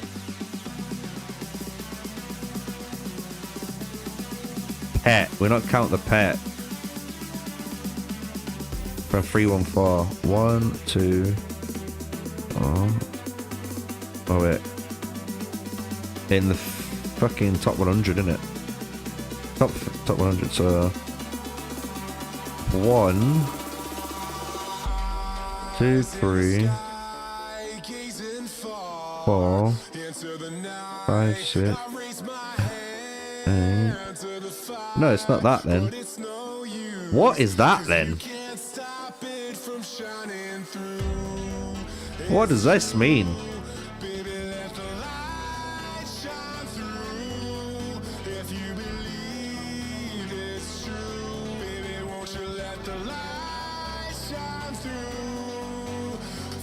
Pizza Squad.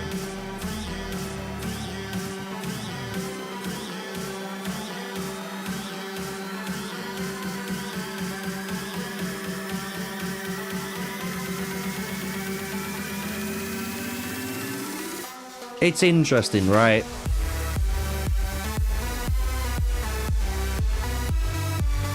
$5 million cap as well. I wonder if that's going to be a requirement. Imagine you said to players, like in your alliance and stuff, like if you don't hit 5 million in tower rotation, then you're not active enough. Imagine that's what you say. Because you get...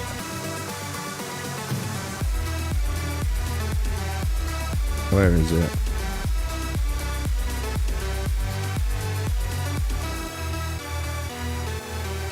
This one. 30,000 per minute, and defeating Guardians gives you 100k. So you're definitely getting a ton of points in there. So if you definitely don't get that 5 million, it means you just weren't playing enough in those rotation areas. Because then everything else isn't stacked. Do you get what I'm saying? Because like when you look at the points, everything else is uncapped, so you can get as many of these as you want. But this is capped to 5 million, which is interesting.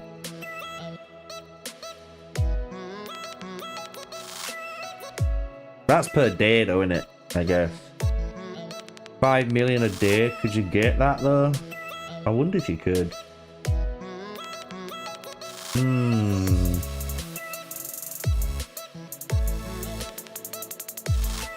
That is interesting actually now. So you can get 5 million per day. That means you're either killing... Let's work it out. Let's work it out. So you got 5 million a day. If you just killed the Guardian... No, wait. Let's just say you just stayed inside. So that's 30, is it? 30k. So that means you need to stay in there for... per minute. For 166.6 minutes. That can't be right. Or maybe it is.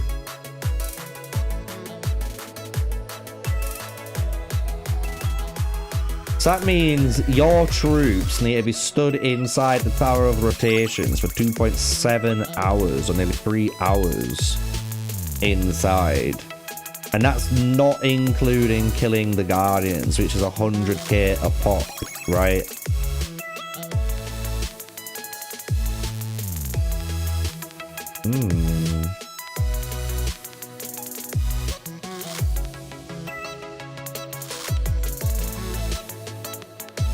It's 2 hours of killing. I wonder if this costs, I wonder if it costs us energy to kill them. We'll find out technically tomorrow, right?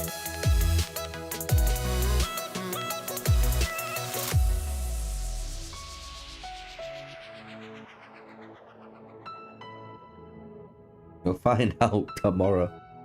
I should trade some troops. I guess in prep.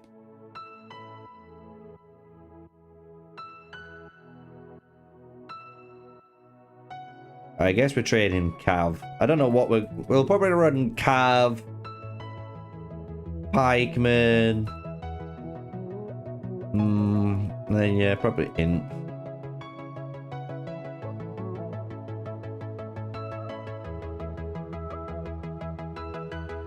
I wish I was able to do this a bit quicker. You know what I mean, boys? Who's trained their troops already? That's the real question.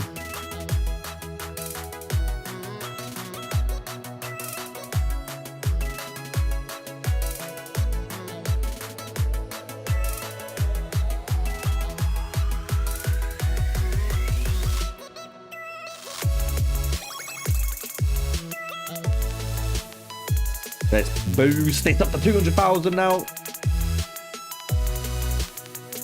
And then we're gonna be cooking Reddit. Obviously we're gonna need to heal, but I think we've got healing speed ups anyway, so.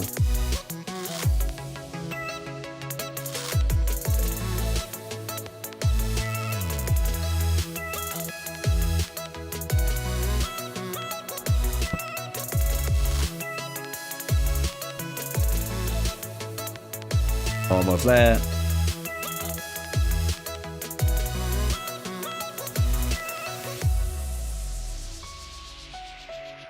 Right, get some pikemen rolling now. But at least the troops for now are kind of set up, so we don't have to keep constantly, you know, having to heal. We can heal, let it roll up a little bit and then heal in one go.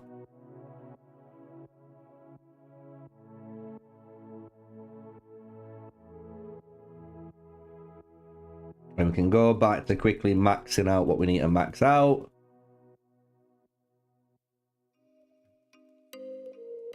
I have to max out the rings too.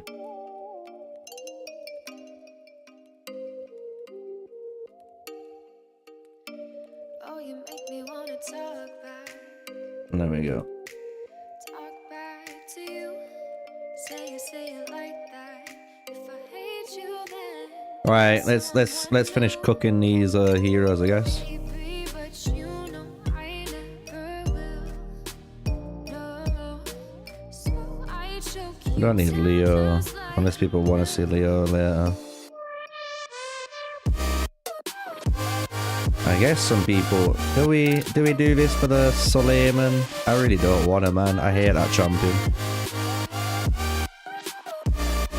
I need Trib though. you like a All the Suleiman mains in there like, ah, you just said what? I'm like, yeah, fuck your hero. Fucking trash ass. Oh shit, I'm an idiot. Oi! There we go. do me in the worst way. Don't let me sleep. Never say you're sorry. Yeah, everyone's done. Maybe I'll leave. Maybe Do we do some Sid testing with, I guess? Oh, Sun Tzu as well, actually. So I choke you down just like a pill.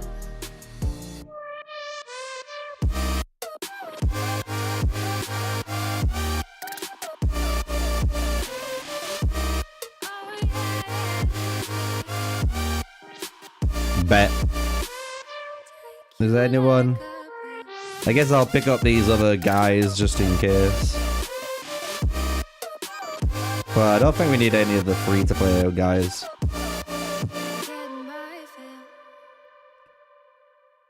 Oh, I could do this one actually.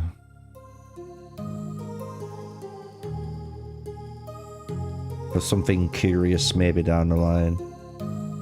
Something on my mind.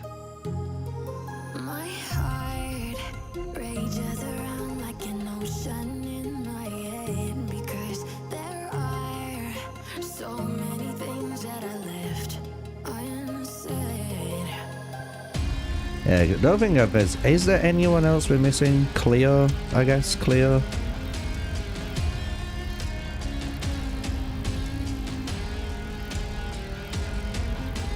I can almost feel you walking in the distance, but I know that it's not reality. If you are echoing around inside this parallel. You want to zero someone? Why did I quit Call of Dragons? Because I saw how pay to win the game was going to become. And it's followed down the same path. And many, many, many other reasons I'm not going to get into.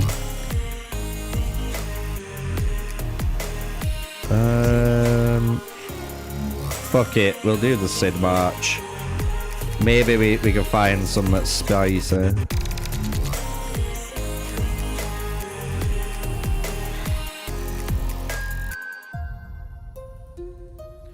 So it's gonna be fun for tomorrow because probably tonight again I'll do a little bit of maybe tonight or maybe do it all tomorrow morning. Like I don't know, I'll do some tonight and then some tomorrow morning too. Like I'm gonna do some mount work and try and get some good mounts ready for tomorrow.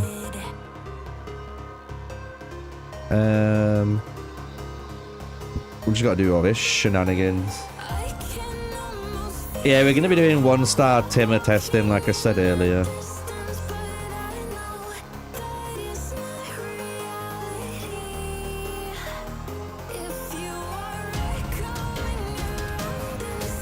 Yeah, no, I've paid less money in Age of Empires Mobile, and my account's superiorly better than it is in than it is in Call of Dragons. People don't want to cope with the fact that exemplar artifacts are a thing, and the amount of gems you need for artifacts is ridiculous, and that's not even including pets.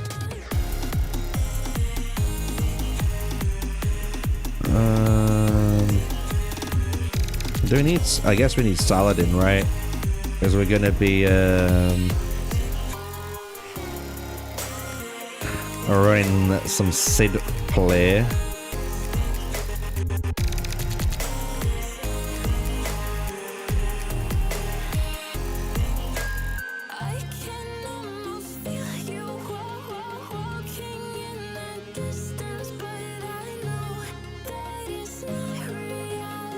Upgrading it. Interesting, yep. People don't want to admit the truth, but it is way cheaper on this game to get a T7 than it is to get T5 in Call of Dragons, which is just fucking ridiculous. Ridiculous. And the amount of events as well, like, you guys don't realize, you call the game pay to win, but you don't realize when you look at events like the one we've just had, bro, the amount of speed ups people got for universals was unreal in that diving one. It was crazy. And obviously if you spent, you got even more. But fuck me, dude. Like, it is insanity. Like, and even signet rings, like, the only thing that's paid to win is maybe the gear side of things. And even then, like, people can get there. Yeah, no, I think God of Dragons is already dead, so good one.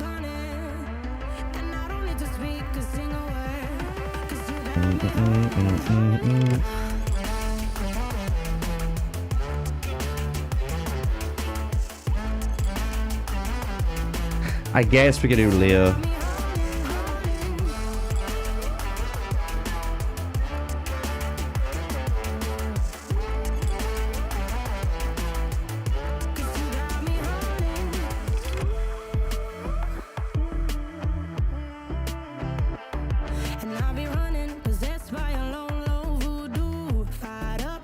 Do we do Tarek because we're doing Sid? I guess. At least got all the options to test them.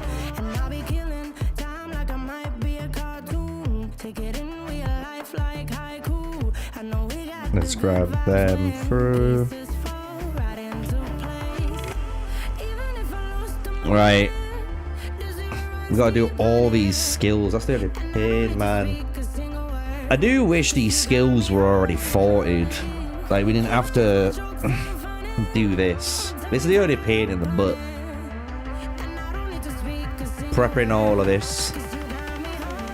But at least you guys get to see the only, you know, I wouldn't say like the bad bit of the server, but some people like this, I guess. Being able to level up the heroes how they want and...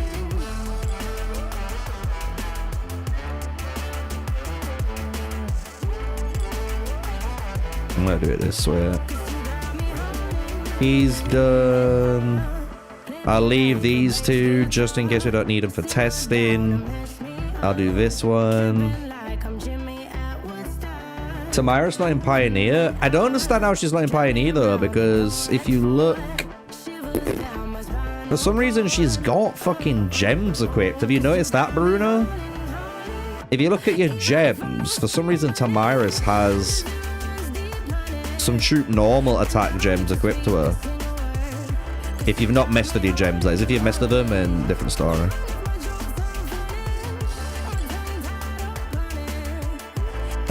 Let's now...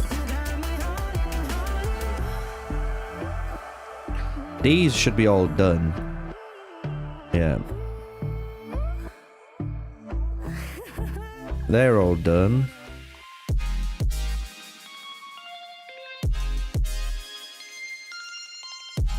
He's done because of my archers. Okay, so we got this motherfucker to do next. What, why? What do you mean, what, why?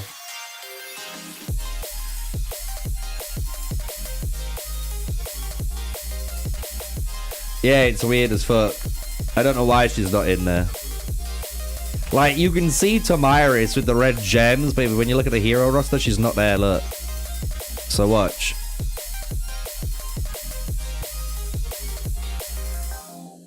Doesn't exist.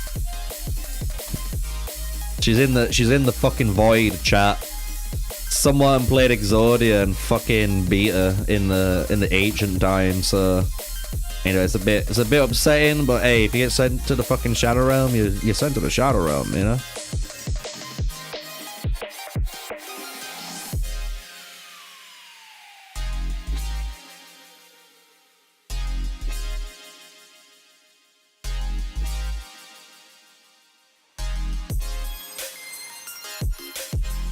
Yeah, you can get Dida from Tavern. Yeah, I know. You only can get Tamiris through the daily chests, so you have to spend it in order to get it.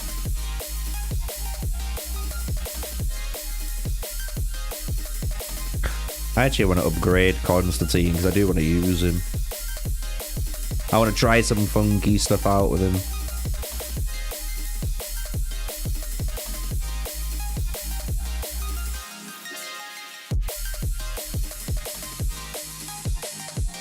Look at that. Slowly but surely, people are coming in. 60% still dislike. Better than 97%. Better than 97% so far. Obviously not great, but hey.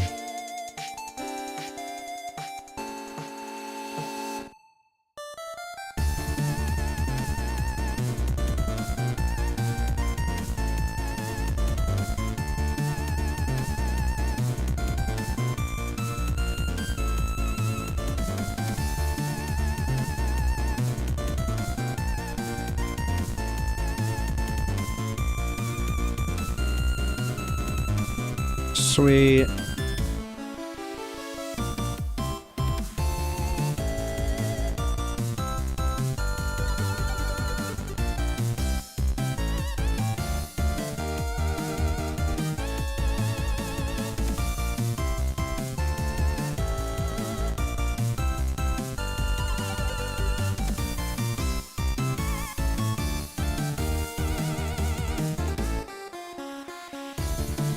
We got their skills.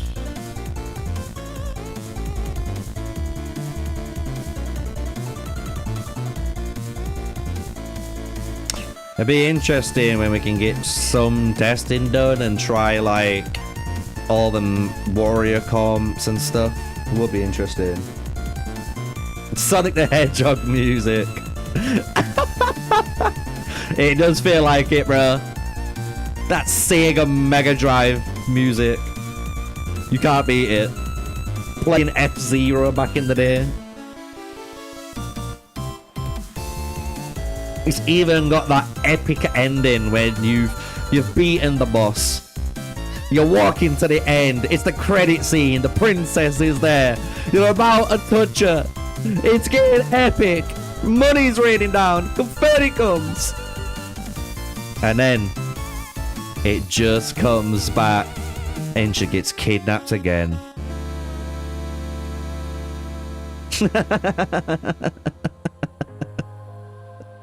Fucking Mario.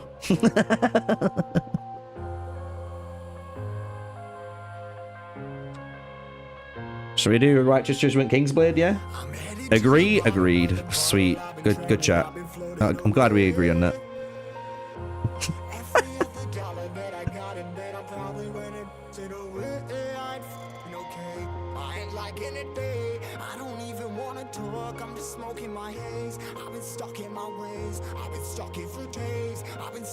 Nice. Right, so she's cooked. Right, so your girl, you owed it now. I'm stuck in my seat from the whole control of my speech. Yeah, I've been trying to get off this couch for a minute and a whole week. No kidding, I'm skinny, I cannot eat. Got a million that depend on me. Yeah, every friend in my family. From a girl, every fan I meet myself. I'm too long. Replace, advance. Like jumping off of that rooftop. Hold my camera when I do not make moves based on my mood drops. Like who's lost? Battle Raw. Like who's lost? It's yo, steadily killing me, running my brain full of shame. I don't wanna lose it. Full of stage, trying to find my pain. See the sun coming out of that rain. My team really not tame. I'ma never slow down. I'ma never behave. Stuck inside this prison, inside this cage. It's taking over. I just keep glancing at chat just in case anyone says, "Oh," I'm just there like, "Yep, we're good, we're good." Right, so that's them done.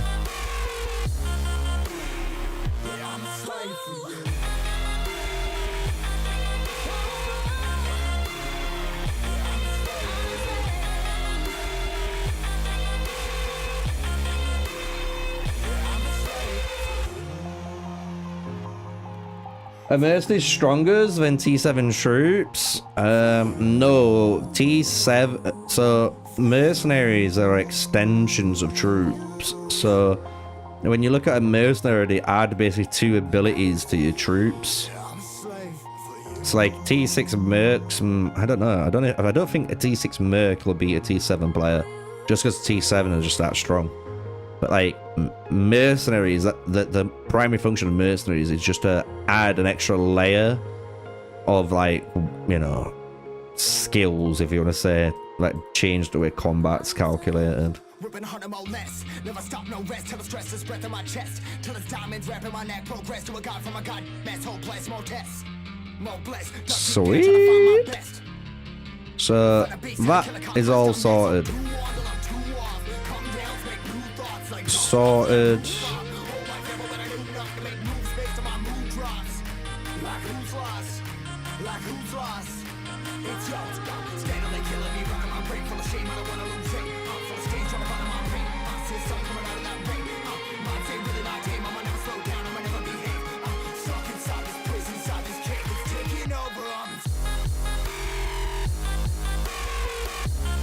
Oh.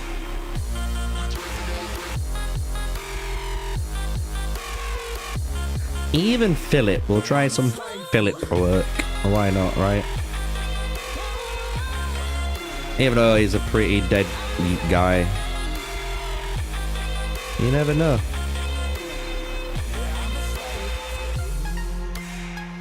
I think Lagertha's better as a secondary hero at the moment for most players.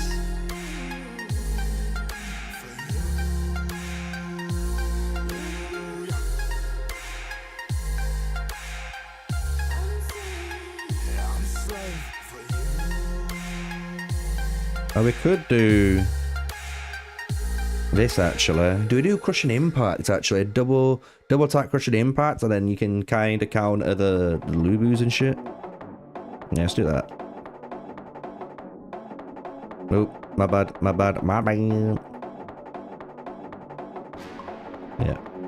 Yeah, that seems good.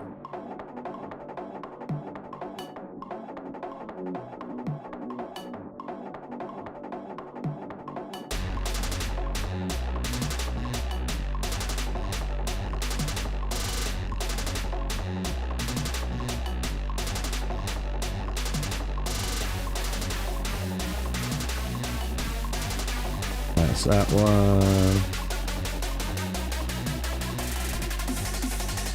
That's that one. Right, all of them are sorted. We're pretty much done, guys, by the way.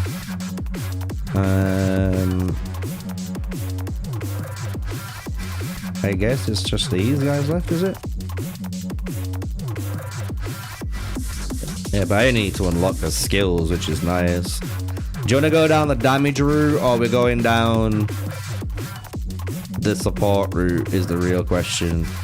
Probably the DPS one, right?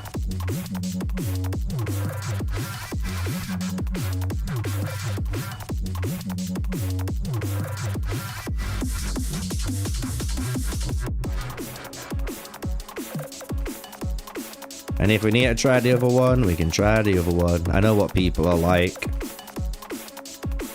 They like to see one thing and then next minute they go, oh no, can you try this one instead? Yep, don't you worry, we will.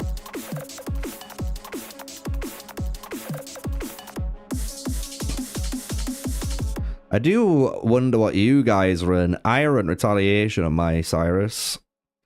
I wonder how many Retributioners we've got in chat. Do we have any Retributioners in chat? Are you like me? Are you a Retaliator?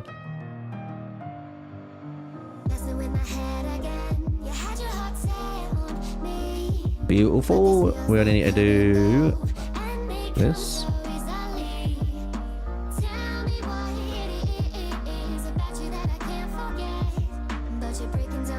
Right, all of our pikemen are now done.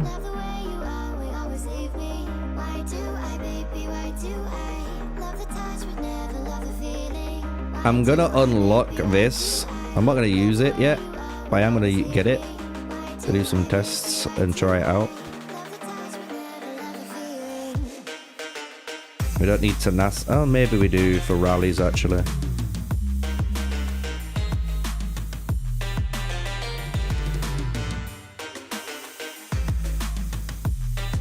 I wish I could max that out. It might be better actually just to do that. It's only 124. So I have to run this because this isn't as good.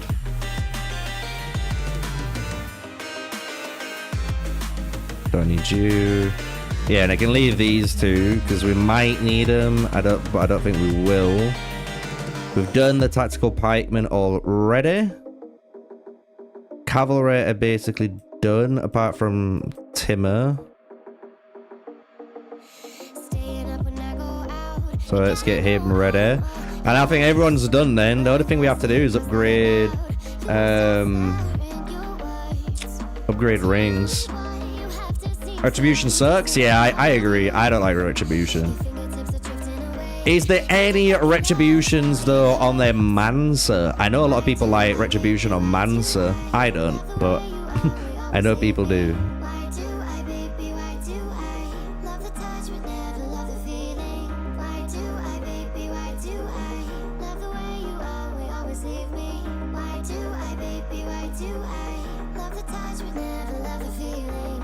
Do you know what we could do as well? Oh, but I can't because I want Vlad. I was wondering if I went down like a Spirited Pursuit weak spot attack combo on him, Lubu, and Vlad. I really just want to see it. I just want to see it, man. I want to see what it does. I'm just curious. I'm a curious cat. And yeah, I might have 9 lives and this might take one of them, but I'm really curious. I really want to see it. Is there anyone else we need to work on, guys? I guess we need to do these.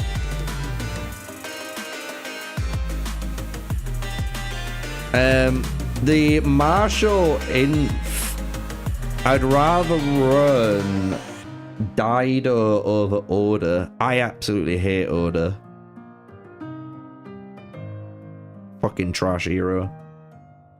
It might work, and if it works, the only thing I'll say is it's most likely working because of the QSH.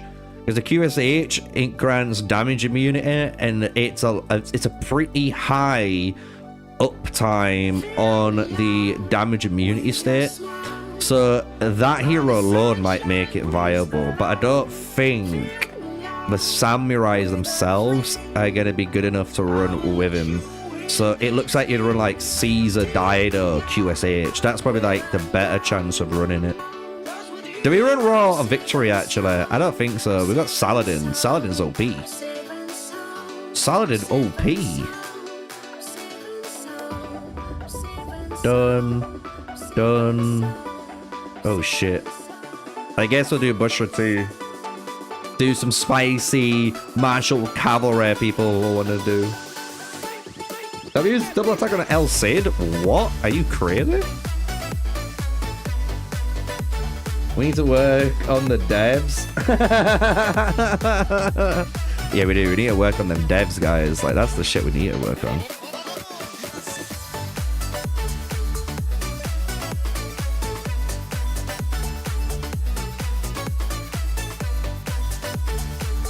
Nah, I don't believe that. I do not believe this is better at all, because this relies on you hitting your activation chances, right, in order to stack, while double attack is increasing this, right? So you got 24% chance of triggering this skill to get a stack, which ain't gonna be as often as you think compared to just running double attack to get this secondary stroll more often. That the damage of El Cid is getting the extra instance of might damage on the target. So once they're slowed down, getting this damage is way better. And weak spot attack gives you 30% more on top. Like, this is way better. This is way much more consistent. Like, hands down. I might have taken Roar of Victory just because, again, you might want to get to this commander skill, but there's no point in doing that because we're going to be running fucking Saladin, right? And Saladin's a monster rage generator, so you don't need that. So, nah, dude. Highly disagree with that one.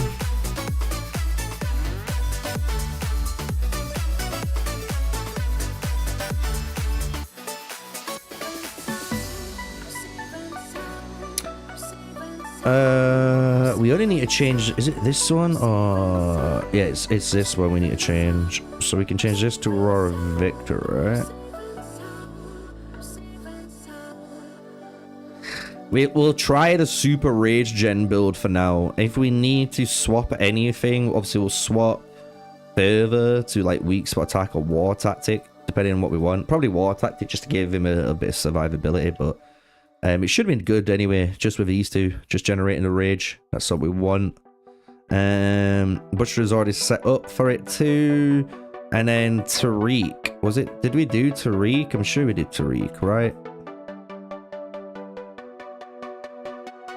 Oh, Hannibal. Fuck. We didn't do our Hannibal, guys. If you had the ring double attack on him, it's useless. Yeah, no, still disagree.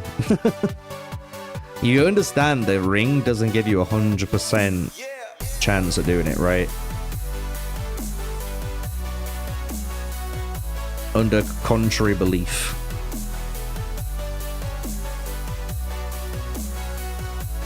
You're probably gonna tell me don't run double attack on Hannibal either. Like what? Weak spot attack. It'd be interesting to try this out, but I'm not gonna do it on him. I've already got it on the Cleo, so we only need it on the Cleo.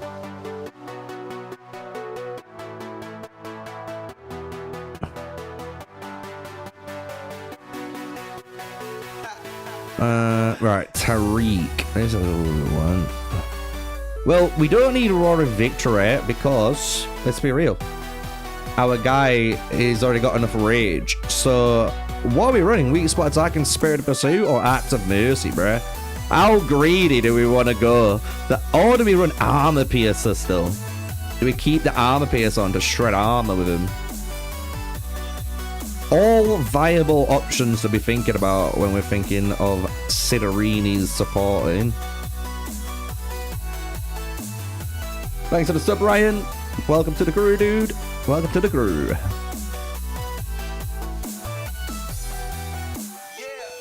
Yeah, we don't need this. This would be overkill. This is overkill. So, do we want to try and make Tariq close down fights? Probably not. I think we just want him to try and be a little bit cheeky once in a while. And if he gets cheeky once in a while, you know what I mean?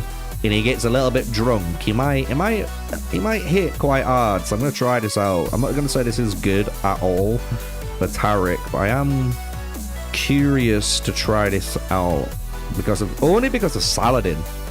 If Saladin wasn't in the game, it'd be completely a different ball, you know, different story. But I am very curious to see if that would work with him now. We don't need to care about you. We got you sorted, you're sorted, you're sorted. Rani needs to be sorted, just in case you guys want Rani builds. Bum, bum, bum, bum, bum, bum, bum. If you guys have enjoyed today's stream, by the way, you know, beginning of the live stream, if you guys haven't checked it out, we do talk about all of the mount stuff better. Like, I give you guys a bunch of ways to actually breed your horses. You can check that out. You can also check out the Desolate map side of things before we went on to here, which is just setting up our heroes ready for all the testing for you guys.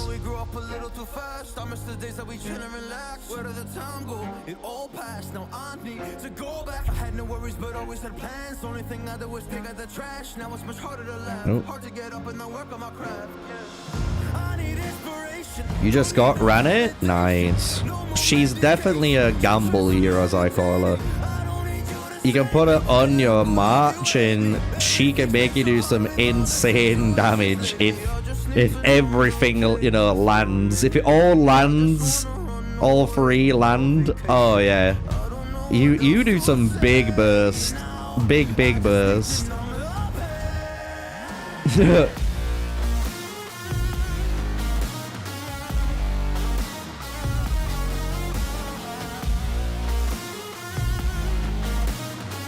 Let's try Justinian. So Justinian might run a similar comp as the thing, right? They can run Peaceful Haven and like Crushing Impact or War Tactic. I don't care about too much recovery because I've already got it in here. It's a passive built in.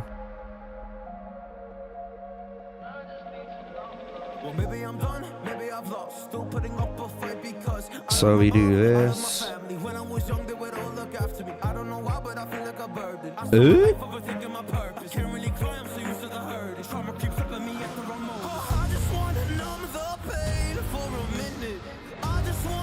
Yeah, I don't care about what I'll say. We've got it built in.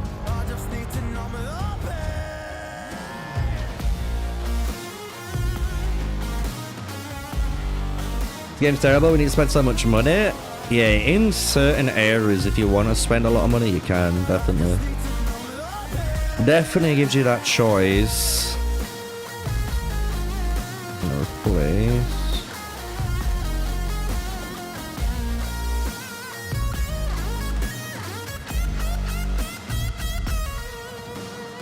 Are we running these? That's the real question. Am I actually going to be running these? I don't think I am.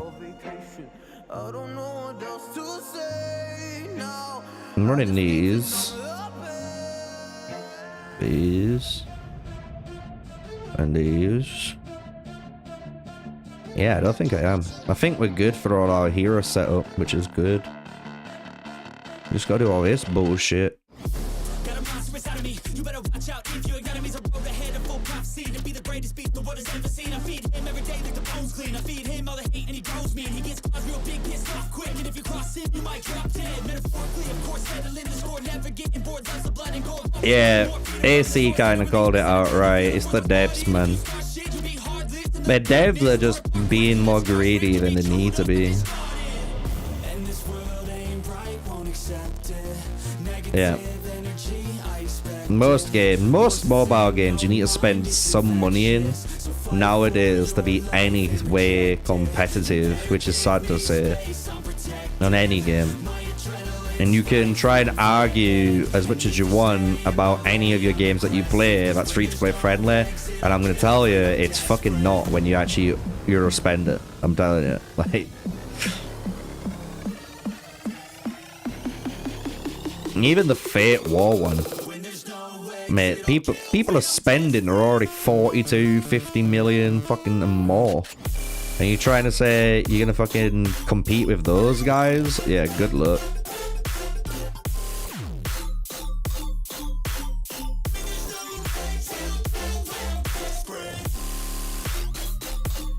One thing you'll notice with these games is it's all about how good the devs are at continually supporting it, you know?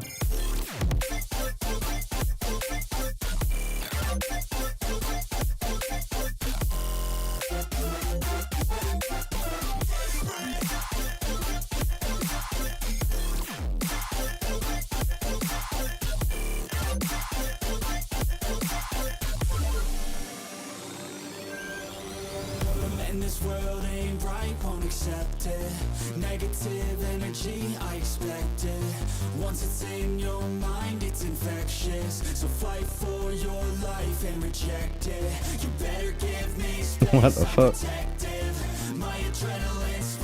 Why not what Marshall Pike? Because I don't think I'm going to be doing too much Marshall Pike testing. I can do them, but I don't think I'll be doing too much Marshall Pikeman testing. We don't have Tamiris. And a lot of the testing requires Tamiris. If there's no Tamiris, there's no Marshall Pikeman testing. I already know everything else about him, it's just Tamiris.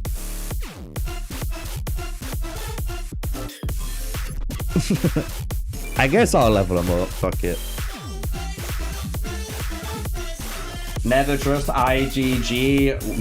Well-spoken Vortex.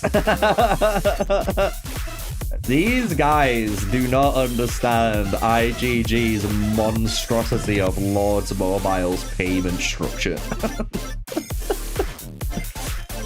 Clueless.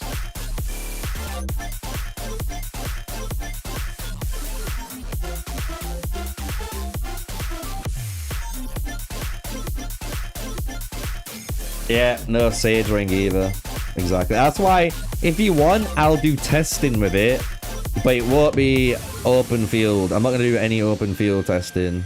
It's Peaceful Haven, right? Yeah.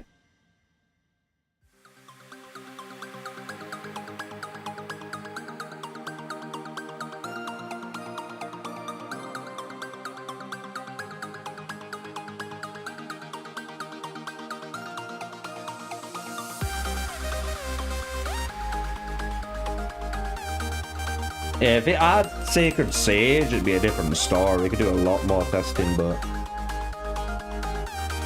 that's why at the moment we're gonna have to do most of the testing with the rings maxed out, and if there isn't the most appropriate rings, it makes me just want to run no rings, but here's what it is then.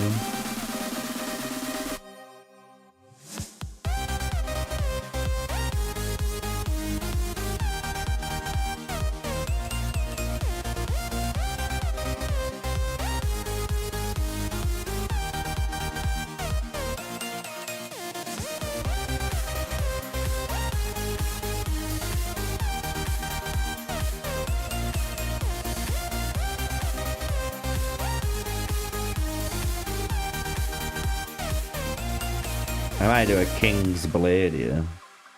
Be a bit cheeky. Be a bit cheeky.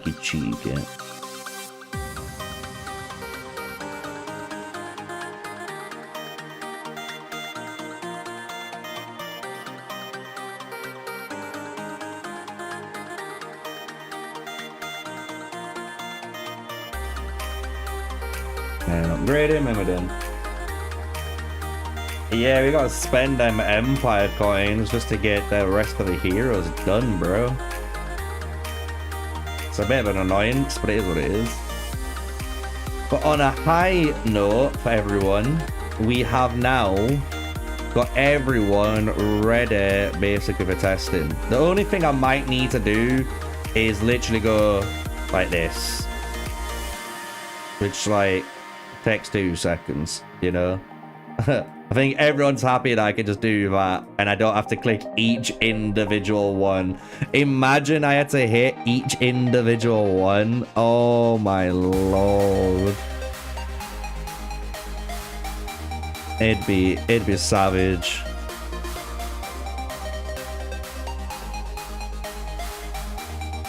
Yeah, if you want to go for a more damage oriented match for Otto, then as I said in my video, with Otto Ram Cam, if you want to opt in for damage, you can go for Julius Caesar or Octavian. If you want to go for more of a synergistic build, try Tamiris. That's pretty much it. If you run Bushra, you're in super defense mode, so you're not going to be dealing any super crazy damage, but your aim is to keep out on the field to keep your stacks and buffs on your marches as often as you can.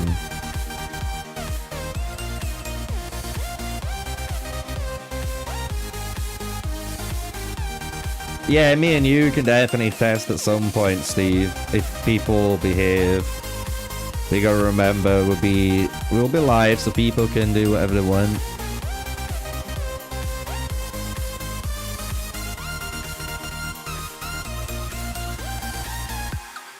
Right, everyone's done who needs to be done. Let's say that.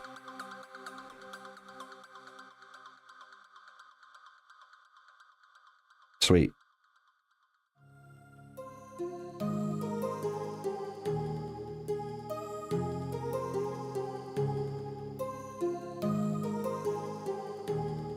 Oh, is this guy just killed my things without me?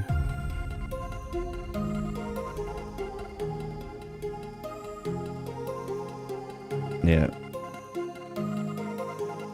It's like, dude, are you really doing this shit?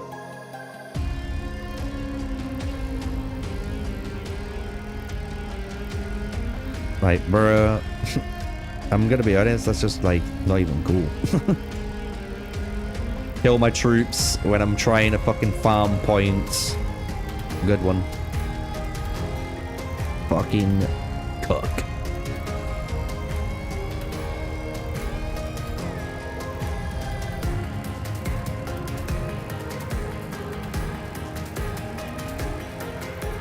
Back to sending them out as I was hoping to be doing.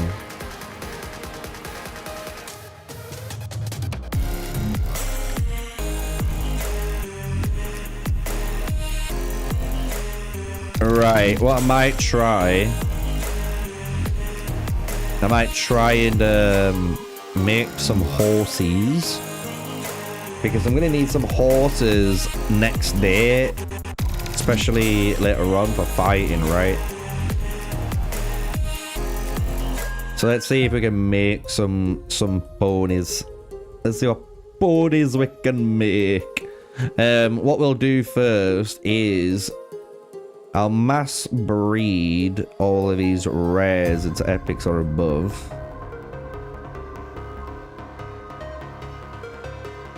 Let it just go. And the cool thing is you can do that again.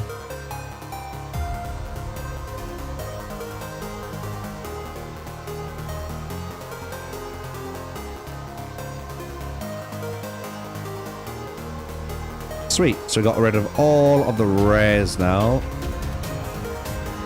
So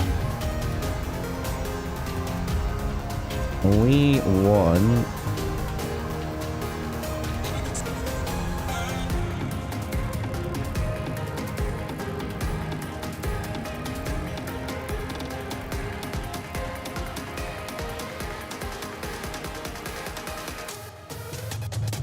Me want these horses. So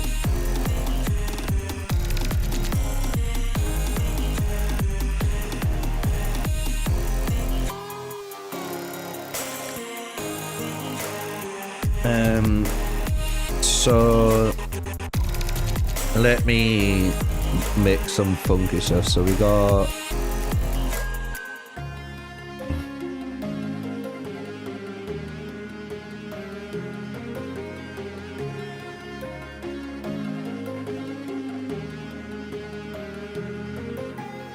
just seeing what epic ones we got. Not too many warbreads. All right, let's see if we just get some good luckiness on our side. So what we're trying to do is roll for a legendary horse, keeping strategy. We don't care if it rolls at any of these two. There's no trait, so we're hoping to generate a new trait, if anything, on one of these epics. Fuck! And we was hoping to do it through the increased chance for might obtained, you know, traits because of warbread. So we're gonna try again.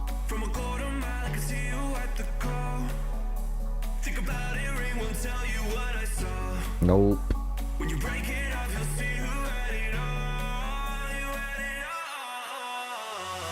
Strategy, and I could keep either. Oh, we got a legendary out of it. Hey, we'll take the promotion. We'll take the promotion. We can use that as fodder later on. So it's doing the same thing. I'm not thinking too much. I'm just trying to force this. Yeah.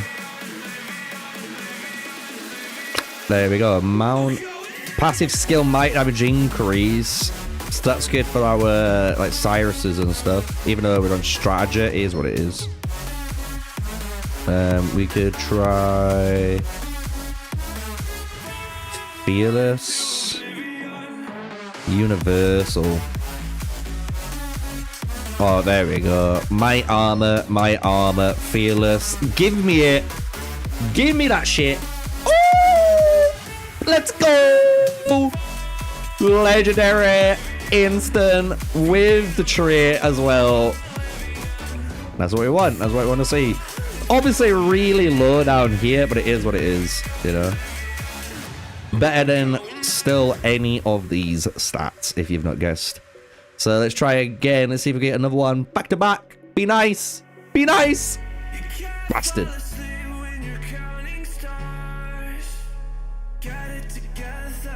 Here we go again. Just rolling for the trait here. Rolling for the trait. Hey! New trait. Good trait too. I know, right? Really good trait. Fucking donkeys, mate. We're fucking breeding donkeys with stallions. You know what I'm saying?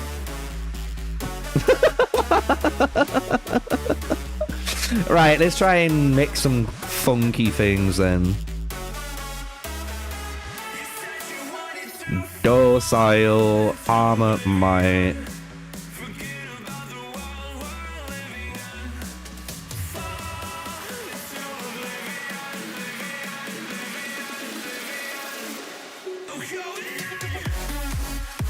Should try this. I could try this. That's a crazy one. So, what I'm trying to do here is a really good example of what you guys want to do. You want to try and get docile on both, but I want to try and keep Thunderbolt. The only way this could be any better is if I had a second docile Thunderbolt. You know what I'm saying?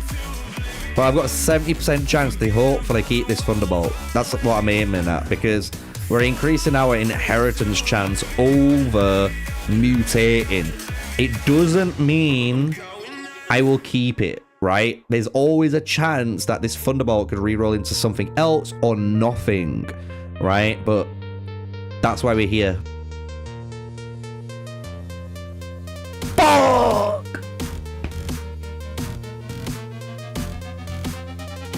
Why?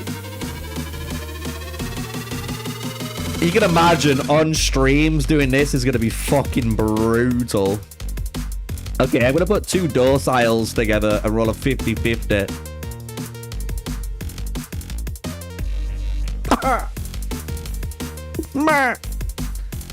Oh, it's so savage.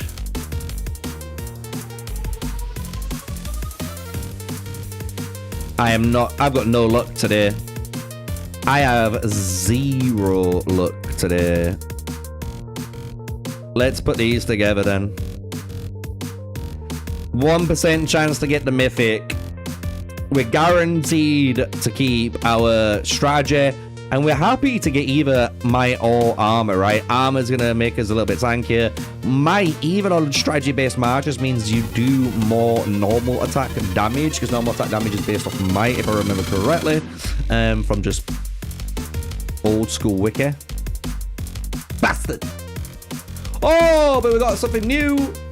We got Dark. Mounted heroes active skill might damage increases by 6.8%. So you know what that means, right?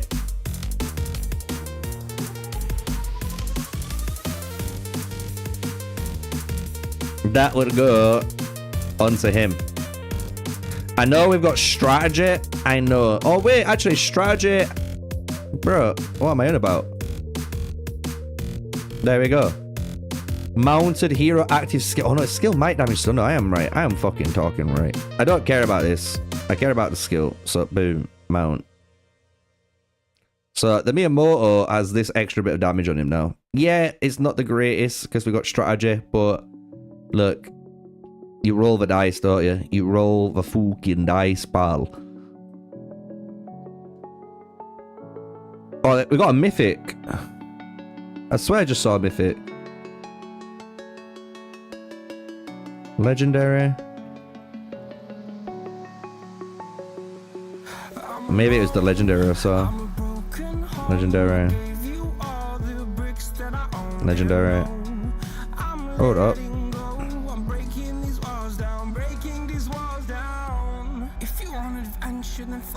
Oh shit. If you wanna travel, then go alone. Yeah, what's the point in us if I never know? If you're gonna leave, I'ma let you go. We're either keeping Lifesaver, boys and girls. We're keeping Lifesaver, or our horse is mutating to give us a double trait. One of them being extra load. Oh no. So this is either gonna do 2 things, right? Actually 3 things. I lied.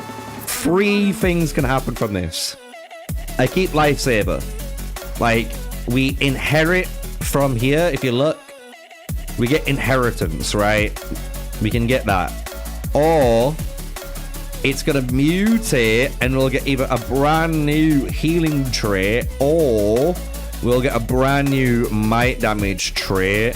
It could be epic, it could be legendary. And then apart from that, we're either rolling armor and it's going to be strategy or might. So we don't know what one of these 2 it's going to be, but that's what it'll do. So let's see. Let's see how lucky we are. There we go. So we lowered our trait, which is unfortunate. It's unfortunate, I know. But that's how the cookie crumbles. You know, the cookie crumbles like that. But you'll notice every time I am, you know, breeding, I'm getting these research points. So the whole point is to keep breeding. Like, you need loads of horses to keep breeding. Otherwise, like, if we look, I'm on 114 horses now. Like, if I just go to mass breeding and I just go epics to legendary and above, watch. 114 ponies, remember.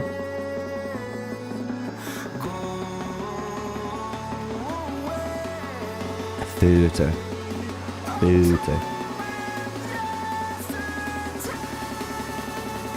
And you can see, even with the maths one, it's not too bad. It's pretty good, right? Like, if you think about it, like, they've been able to get quite often some good, you know, good skills. You know what I mean?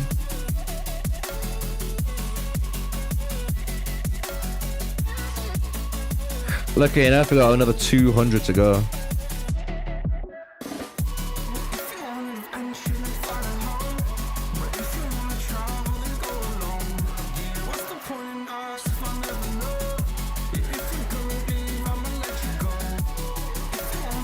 Yeah, no, I agree with you. Seeking there.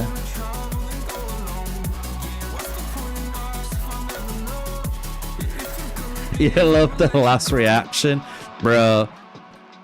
Don't even get me started. I did over 1,247 pulls for free, don't get me wrong.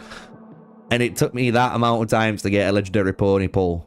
And there we go, we've just got another one within the last... To be fair, that's not too bad, because I only had 500 of these. And, you know, in the last 253, I've got another legendary.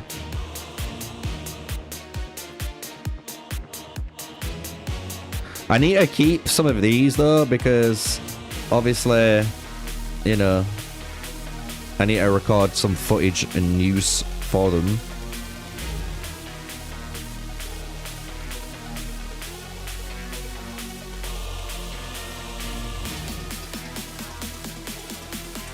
Should we see? Just think, guys. Should we try a look again?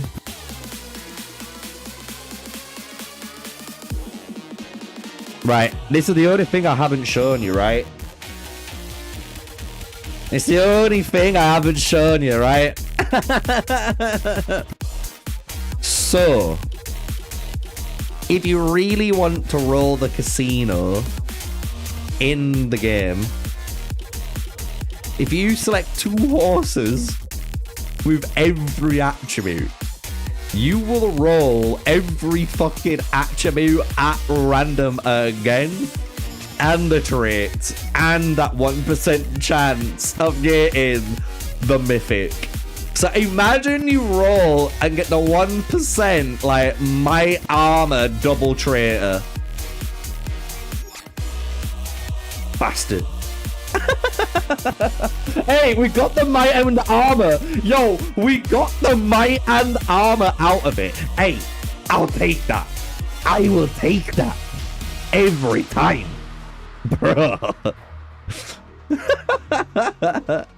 So yeah, you can do some funky stuff like that. I can showcase, don't get me wrong, like breeding all of these together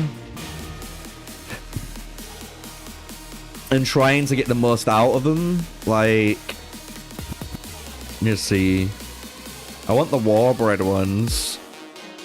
And I want the... Where's the one with higher chance to... It's spirited, right? Yeah. So... let's add these in. So I'm trying to increase the chance of mutating. So I'm trying to get this better to happen, you know.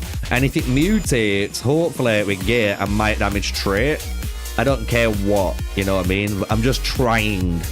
But hey, we didn't fucking hit it, you know. So spirited, warbred, full random. Let's go. Mischievous, Atavism chance.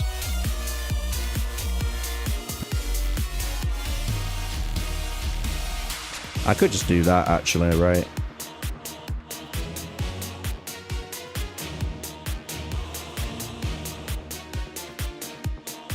Look at everyone dead. Hey! There we go. Mounted heroes active skill might damage increase again. We got maximum siege and an armor. But we got something there. Let's try and make some good ones then. So we got might and armor. Have we got another might and armor? We do. Wait, might and armor. Warbred though. There we go. Guarantee it. Let's see if we can go for it again. There we go. Might and armor, so we got the increase. We're still fearless, so hey, being able to try and get something universal now, you know what I mean? We're gonna get a trait, but we've got some good stats. So we can continue breeding, and again do like this. So we can try. Can you see what I'm trying to do here now, right? I'm trying to get rid of the siege on that warbred by trying to use the spirited armor to get rid of it, you know? While using all of it you know, together. So there we go. Your troop strategy damage taken reduced by 2.04%. We got that might. We kept the siege. Unfortunately, it is what it is.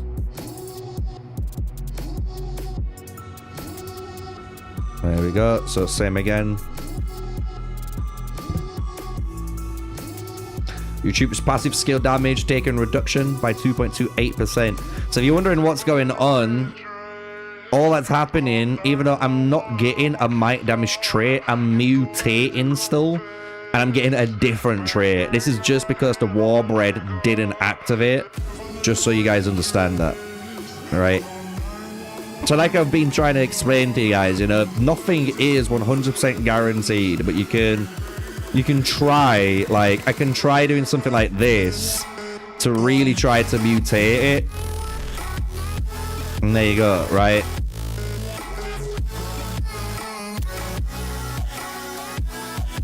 So I could do like this now. And go war bread. I guess spirited. Let's try. Oh, let's go!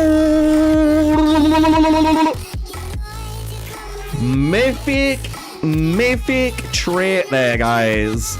Mythic.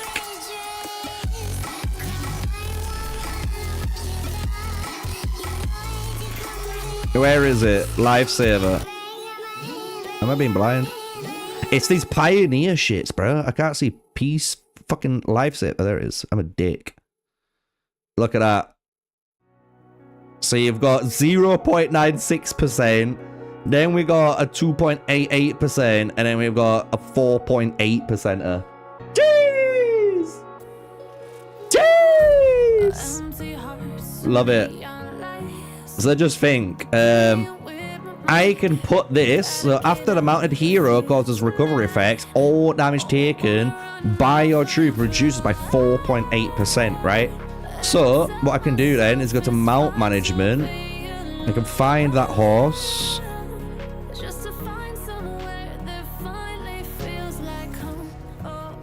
Ooh? Oh, there it is. Mount. Put that on Mehmed. Oh, I'm in garrison? Shit. Shit!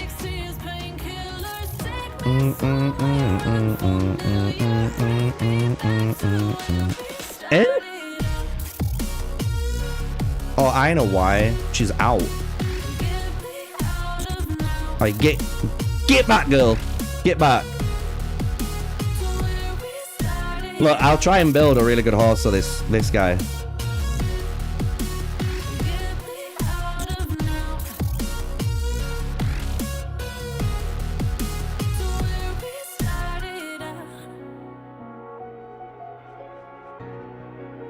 Alright, so that's on him. Alright, now I want to do one of these. So let's go back in. Then watch. So if you go mount adornments, we want archer, which is this one. And now we want a skill good for our Mehmed, right? So no resistance. We want resistance.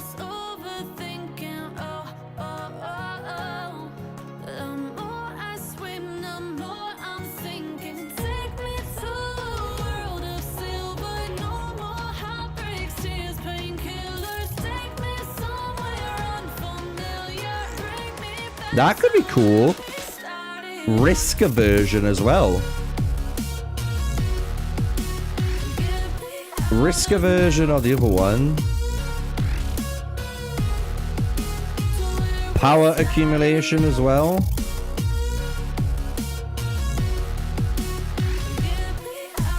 And that's it. So we want power accumulation, risk aversion, or we want resistance. They're the three what we want. Right?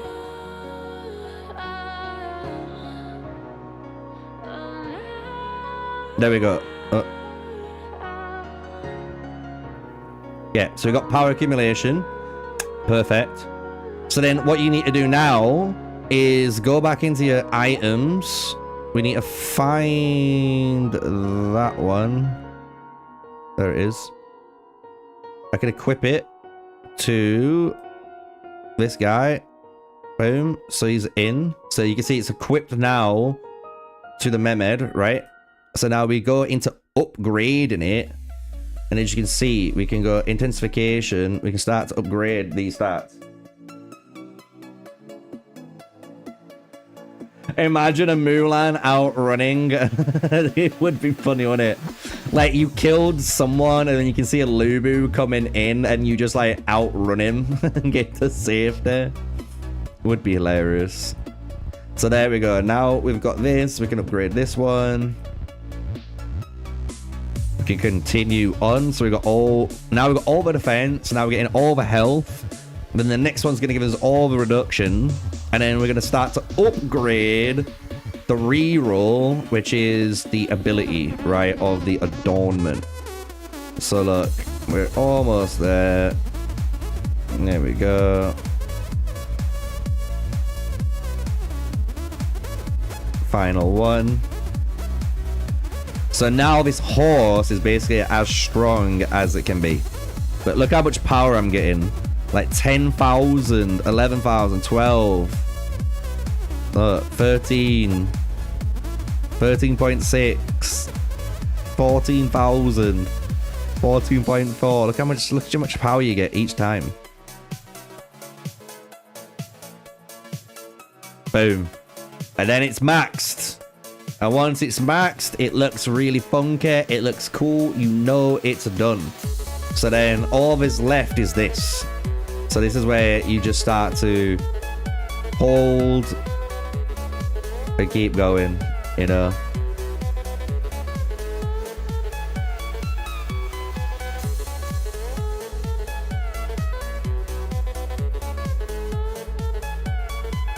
So we'll be from blue now. Oh, we missed it. Guys, we hit the 20%. We hit the 20%. You're taking the piss. Ah! Oh my god, no way! We hit the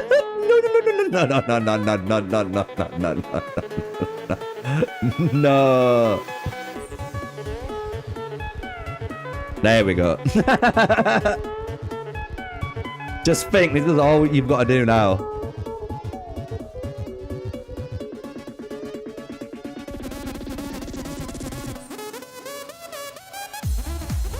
Yeah, I don't know how long it's going to take to get a maxed out horse, but luckily you don't need to, you know, get super maxed. It, like, the Adornment's the last bit to do, you know. The actual horse trait and stuff is what you care about.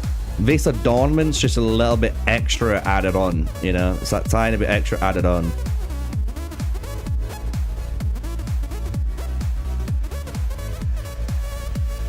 Motherfucker. Just let me go up. Let me go up, please. Motherfucker. Piece of shit. Look, all you gotta say is Age of Empires is the greatest game ever of all time. And it'll go up. See? And like, Peter is the best CEO. Oh my god! There's no shot that just happened. There's no shot that just happened. Clip it.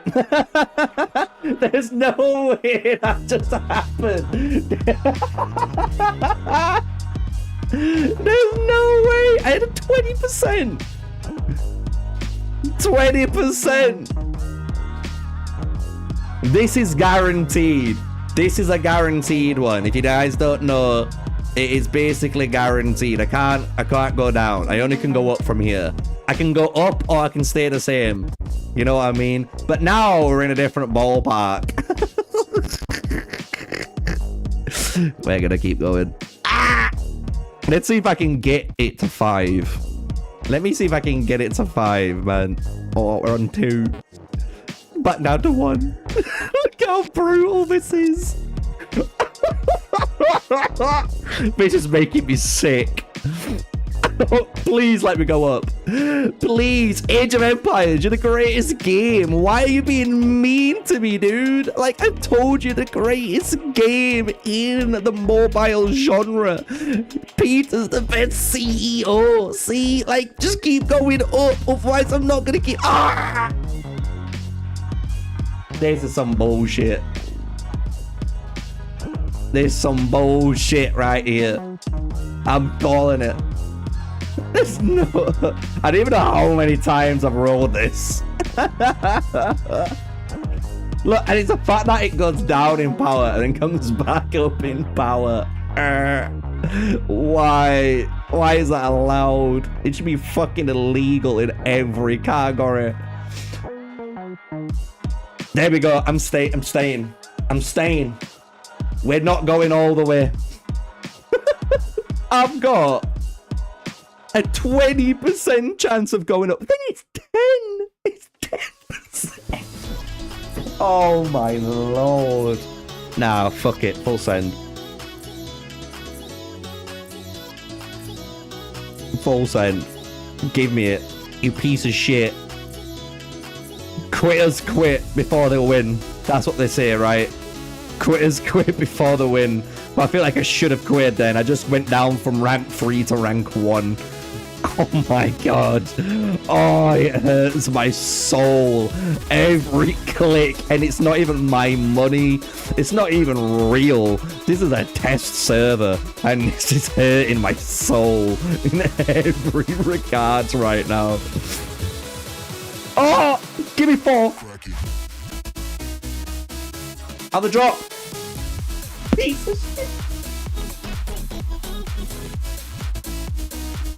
I'm never.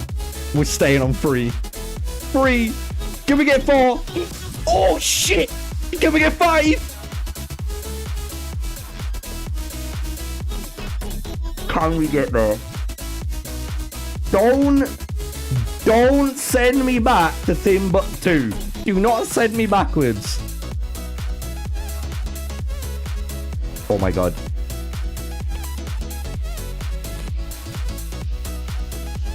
Piece of shit. This is just pain. Okay, we're back up. We're back up. We're back up. Rocky numbers. Give me it. Give me it. I just want my Mehmed to be super strong. Give me it. Oh my god. Give me it.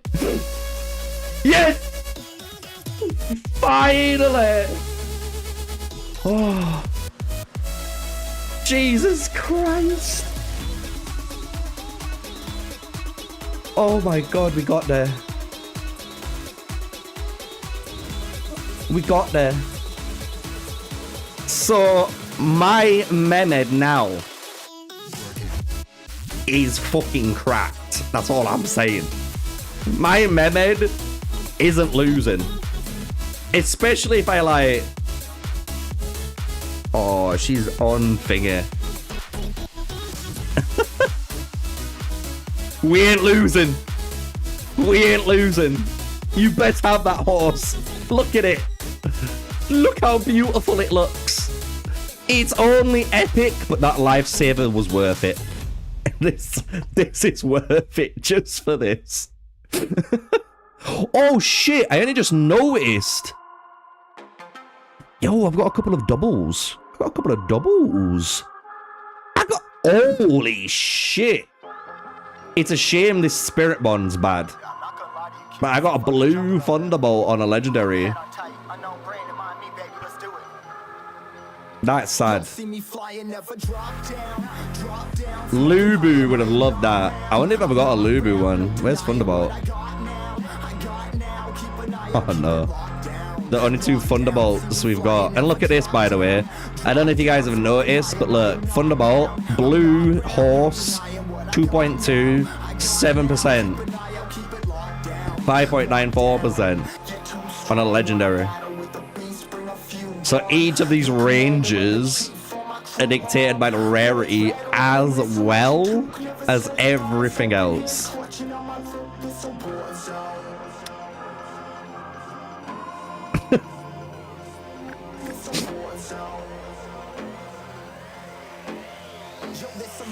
fucking war zone. I'll do all the arm upgrading later. Don't worry. That'll take forever though. It's a war zone. But we'll do all this bit like properly after. But just imagine, bro, my guy is gonna be cooking. Cooking. Yeah, feel the impact. Yeah, break it open, leaving nothing fucking intact. We're still killing guys. We've killed over 300 tribes, by the way. We are now rank. Ooh. Nice. Alliance achievement. Gold team. Gold team.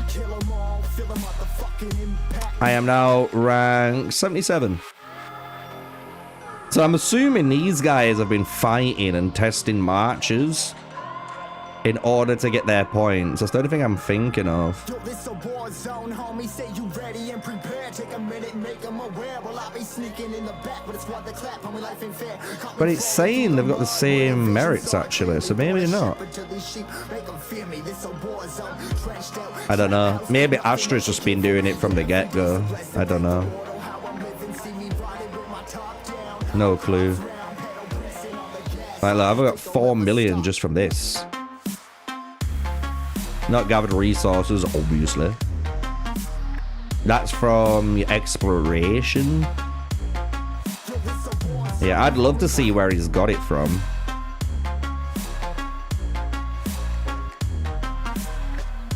You know that breakdown?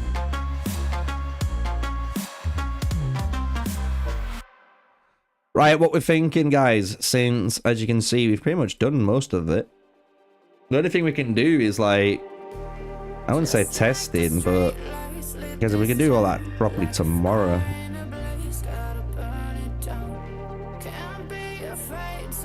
There is this event.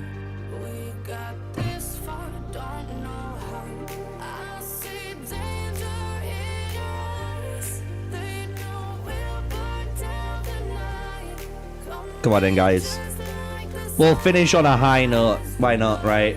We finish on a high note because I want to take a little break because I am going to continue live streaming. But I'm going to be live streaming on my second channel. So if you want to check out some Godforge bits and bats, I will be on that channel to do it. So I will put the channel link in the description or in the chat box for you guys. Obviously, a little self plug. You can't beat a little bit of self plugging. But what we'll do, if you want to give me a number between 1 to 15, that's not 3, 7, 9, or 13. I will pick the numbers and see if you guys are lucky or unlucky. Let me go to my channel. Yeah, I am debating just to put my other channels up to the top so you guys can see it.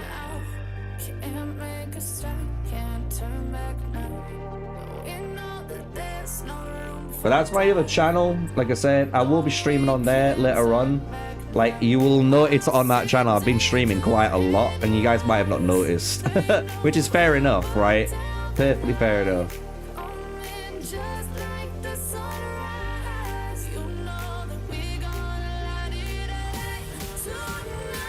Right, number 1, and then we've got number 5. So number 1, hey, 2 magma crystals. Number 5, hey, Charlotte just literally put Elite on the ground.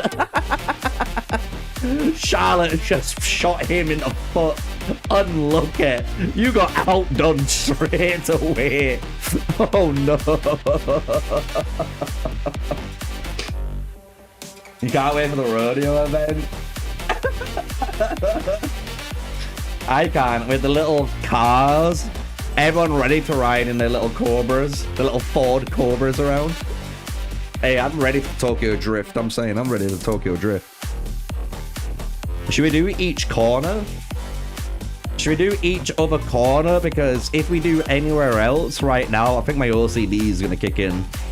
You've got it kind of like a perfect pattern here. Look at that.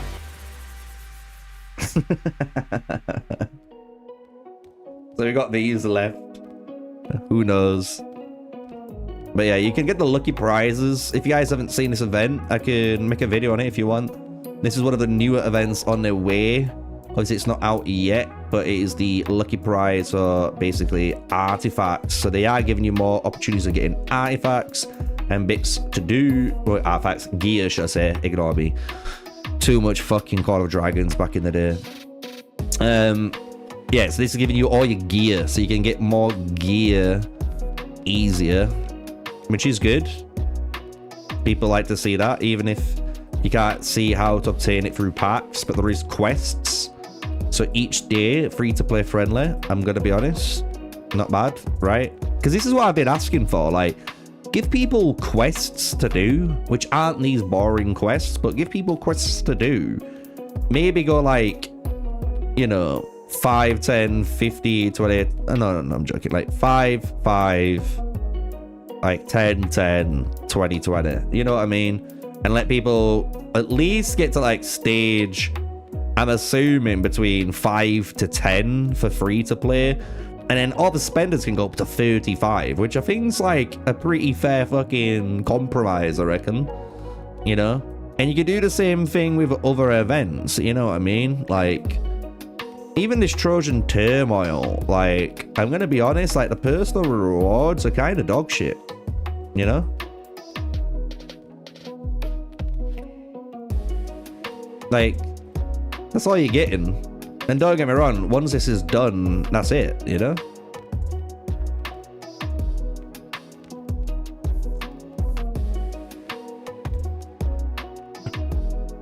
Also, I think this could be better, because you get these tokens and so on, and then even in the Path of Combat event here, like, say you're doing all these events, right? Say you've come back to Age of Empires for the first time, right?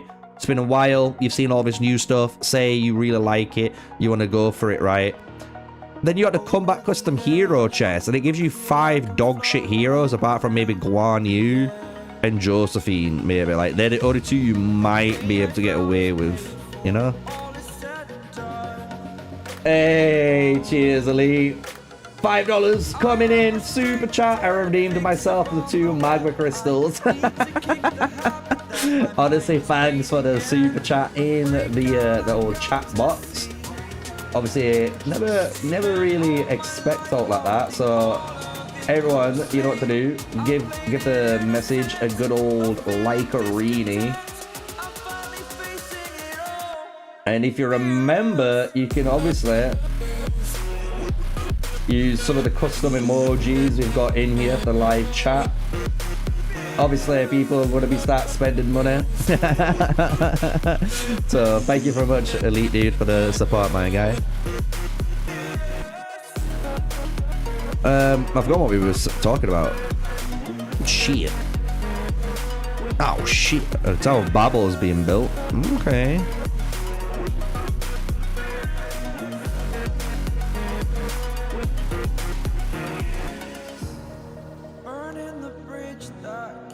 Can we actually... Oh shit, we do. Exaggerated, that's what you assume. The story's over now, I must conclude. I am conflicted, watching where I step still, hanging in the balance, not the life I want to live. I want to take it all, standing tall, fear I weighed the person you are. Let me build. I need it built. And I can donate.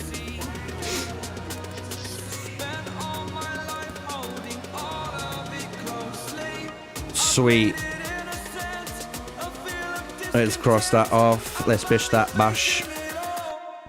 So the only thing I've got to do, just to remind myself, is the gear. Work on the gear for the marches. Obviously, I'll have to sort the rings after. And then, most likely tomorrow, for most people, we'll start doing testing. And we'll be able to start fighting as well some of the other guys in the other area. Because if you didn't know, Day 2 is when the Judgment Forts open up, allowing people to build towards the good old enemy. It's going to be interesting to see if you're able to teleport anywhere. Like, if I'm able to teleport all the way up here from the get-go, it's going to be interesting. So, we'll soon find that out. Obviously, nothing is 100% confirmed yet until we get there. Well, that's kind of the beauty of this event, right? So, really good. Really, really good. I hope as well, on Wednesday, we get to see how many more, you know, rewards we get for the whistles for our mounts, right? Since we've already confirmed when you're inside the Desolate Desert, you're gonna get 3 a day. It's 7 days long, so 7 times 3, 21, right? So that's that sorted. So then you have to hope from the Fallen Frontier you get more. And then at the same time, if your alliance is rank 1, you'll get 5 more on top. Right? So I hope they increase these, because I'll be honest, as you guys saw, it might take you a lot of attempts to try and breed these horses, because sometimes they're not going to give you anything, and that's a bit of a bummer, right? So it'd be nice if they give you more of these, because I think that what everyone will say in chat, you know what I mean, is the mount system isn't going to be that much of a pain if you're able to obtain the whistles. You know, like, people deal with the RNG and all of that jazz if you have the opportunities of doing it. But if you don't get that many opportunities of doing the mounts, and it's super RNG, that's where you start to get a recipe to disaster, as you guys will know, right? I actually think this KVK format, when it goes live to everyone, it's going to be good. I don't know if on the Pioneer test server it's going to be any good, just because there's only 2 empires for 1. Both of us are in the same zone, so we don't really get to experience, you know, like, zone 2 by ourselves and see what these little towers are like, and then maybe invade each other's passes to try and stop each other from, you know, going into the final zone and then going to the final zone. But it is what it is. And I don't know why I've got hiccups, but we've got hiccups.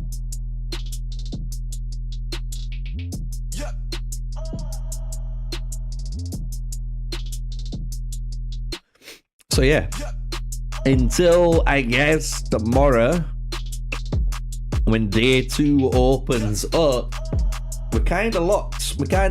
But I feel like for a live stream today, we're doing another 3.5 hours for you guys on Age of Empires. Obviously, I did say if we're able to stream, I will stream. You know what I mean? And I think we've done a good one. You know what I mean? I've talked about the Desolate Desert quite a lot in today's stream. We've done a lot on the mounts in today's stream.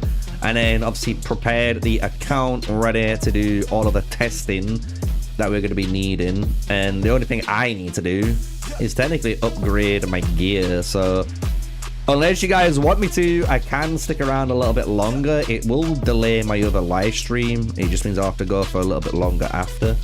I could just put the gear on now and just talk a little bit if you guys want anything answering, I guess. Otherwise, that'll be it. You know, that'd be it for today.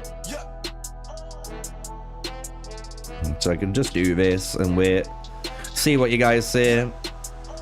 If you're all cool, if you guys are happy, you guys will know tomorrow will be the full mount guide. Or if you guys want, I could do the mount guide on Thursday, because on Wednesday we will know how many flutes we get from our, you know, our thing, Fallen Frontier. If you look, Lubu Gear's bugged. It's only bugged if you click on the ones that's in the inventory. But if you actually just equip new ones, it unbugs.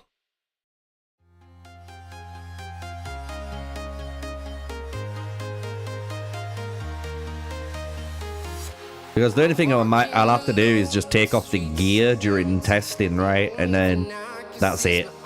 Don't have to worry about much else. We can keep rings on unless obviously we have to swap that out, but as long as I get all my gear on and start upgrading it, we'll be gooch.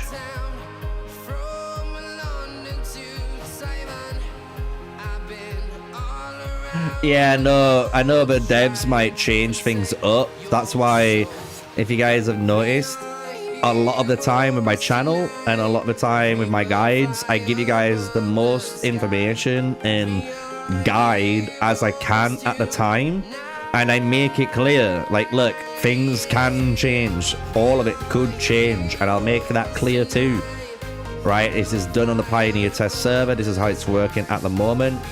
On global, on live, this could change, but it could not too. So at least then it covers me, covers everyone, and at least showcases as well how you should be approaching it, all right? Approaching your mounts.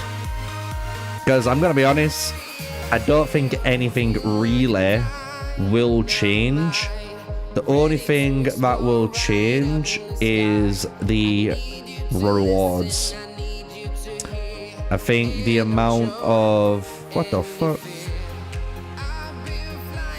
Don't tell me I don't have enough inventory ones. What?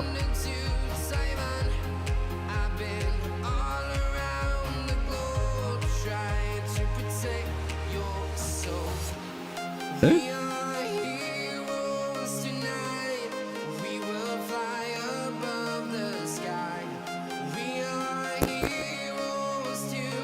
Oh no, they're bugged. Even these are bugged. They're not in use. These are in use.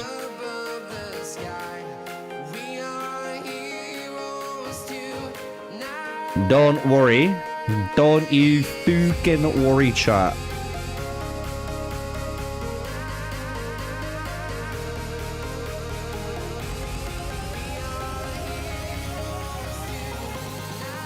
Where the hell is the... Where the blacksmith?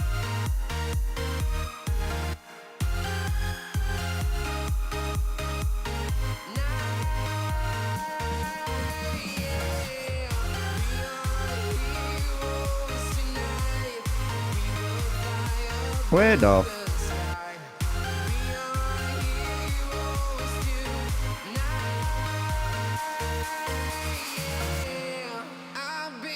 Is it classed as military?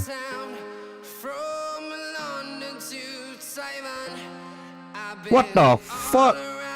I'm blind. I'm legally blind.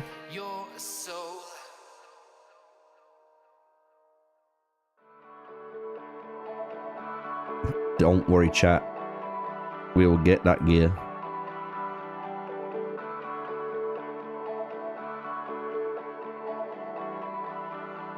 Mate, fucking legally blind. I'm legally blind. Who's seen that? That is one of the funniest things I've ever seen. I did not drive that car. I am legally blind.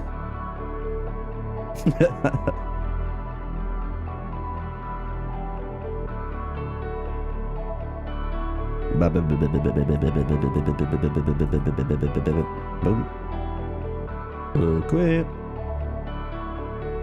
And equip.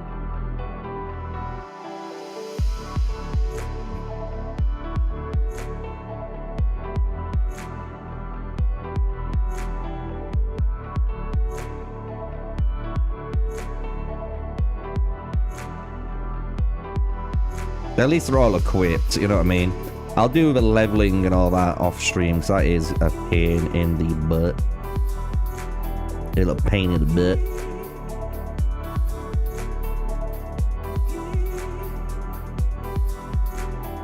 Sweet, sweet. Oh shit, one more. Oh fuck. Do we need pikeman boots too? No, just the helmets.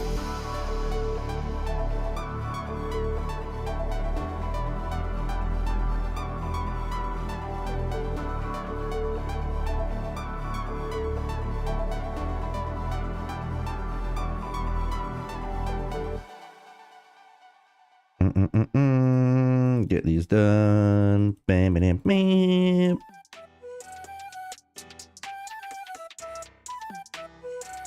Flip.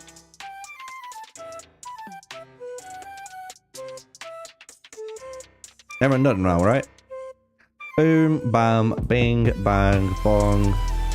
Bish, bash, bosh. Yeah. Oh, shit!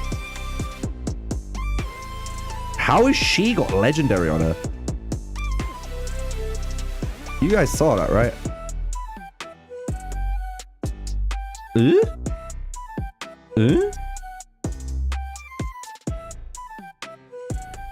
Well, one of the pieces of the gear clearly is working. One of them's clearly working. It's there. it's fucking there, guys. Right. There we go. We've done all of that jazz. We've done everything we can do. New mounts will further limit the number of marches low mid spenders can build, potentially. All you gotta think with mounts is honestly, it's just like another signet ring ability, but it's nowhere near as impactful. Like, you'll notice this is a 40% maxed out damage reduction, right? If you look at the meme that we've made, this is a maxed out, you know, guy basically. I've got a lifesaver, which is mythic rarity compared to anything else. 4.8% reduction, it gets added on. Yeah, okay, I've got 6.7 might attribute points, but then we're also gaining 12.4, 4.5, and 4.5, and then this down at the bottom, which is an additional 4.95% reduced damage taken. So this is like, you know, having raged. This is what's crazy. One of the new rings could have something like this. You know what I mean? Like, one of the new rings could have one of these type of skills where you're getting rage and you're reducing damage too, which would be fucking nuts if you think about it. Being able to trigger off your commander skill more often and reducing damage taken. What would I run out of Lubu, Cyrus, and Ramses?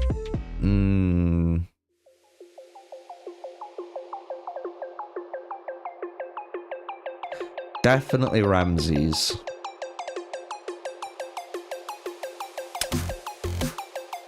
Do I run Lubu over Cyrus? Lubu is just bonkers, man. I think I run Lubu still. And the reason why I run Lubu is actually because of these mounts. Because if I mount and I do this,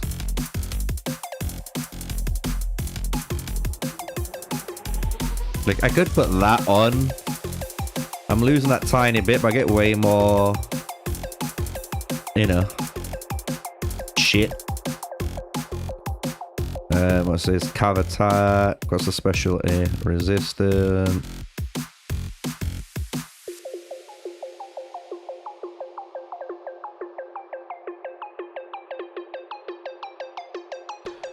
Put this on for now. Reputation.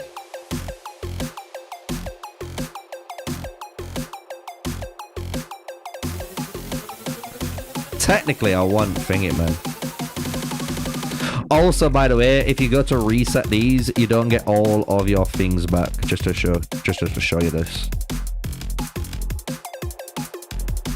It's kind of nuts, unless they changed it.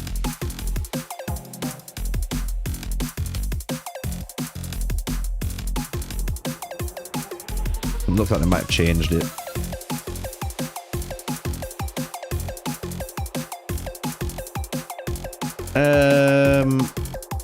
Let's make one, I guess, then. Let's go for this. Oh wait, actually I had a bunch of them ones. What am I in about? This has Thunder. I could put the Thunder one on our... Should we do that? Put Thunder on him?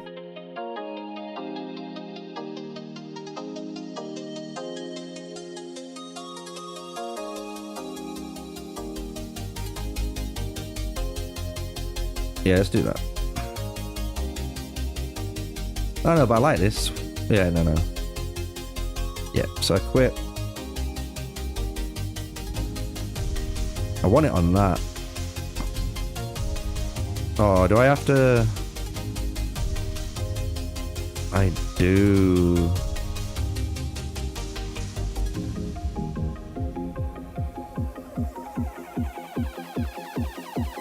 That's a bit of a bummer.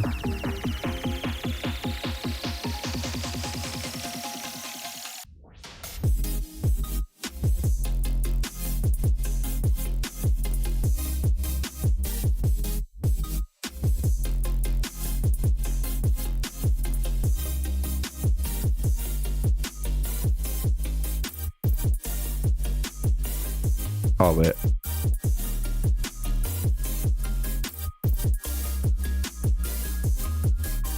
There we go.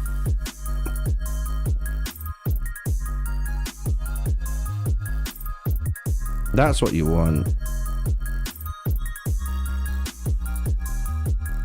You got a mythical trait on a rare horse? Yeah, you're able to get mythicals on any rarity horse on the traits. And it's about then, again, trying to somehow keep that mythical trait on horses as you go up. But you'll realize if you try to keep that trait, you're most likely going to lose it, or at least lose the rarity of it.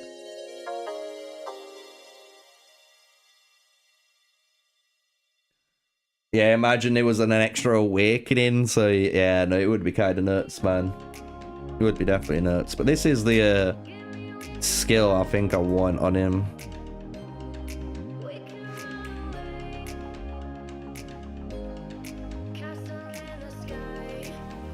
Jesus Christ. Not again.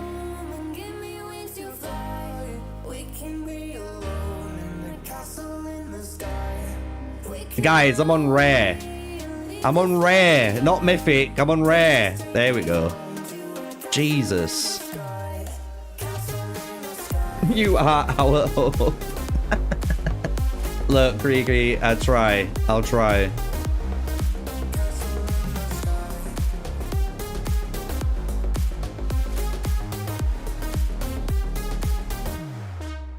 Fucking hell. Yeah, this bit is the worst bit. I hate this bit.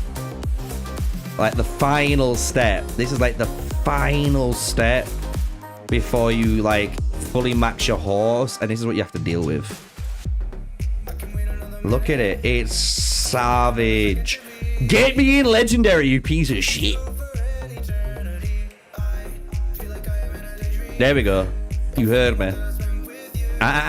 Keep going. Good boy. Keep going. Keep going.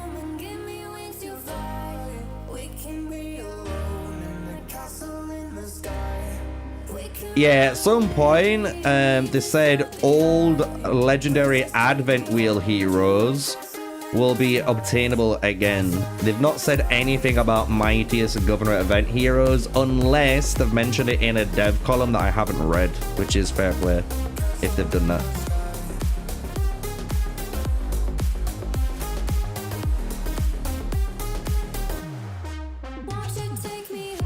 Oh, there we go. We're on legendary now.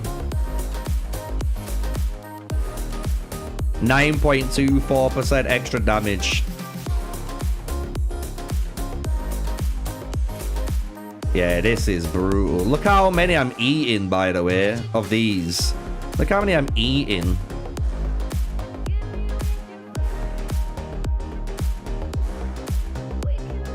Oh, shit. I spoke too soon. I should have been quiet. I should have ignored it and just been like, yeah, it's not happening. Like now. Let's go. Give me the mythic.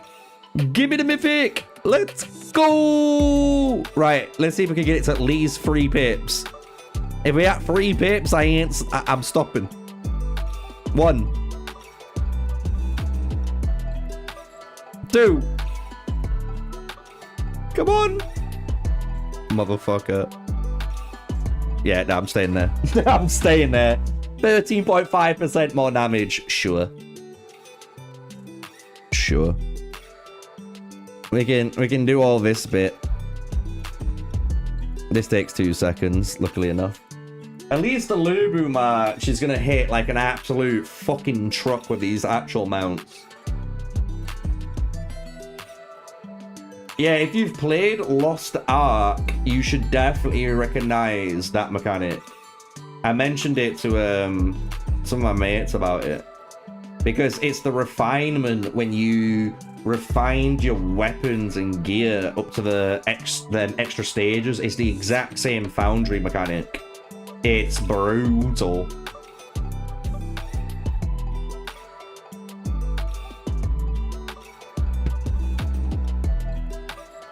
The difference is though, Lost Ark was super fun to play, you know what I mean? Like, even if you spent money into that game, fair play, you spent money, but you could still enjoy the game, you know what I mean? Especially as like a F2B and stuff. Well, this horse is gonna hit like a truck.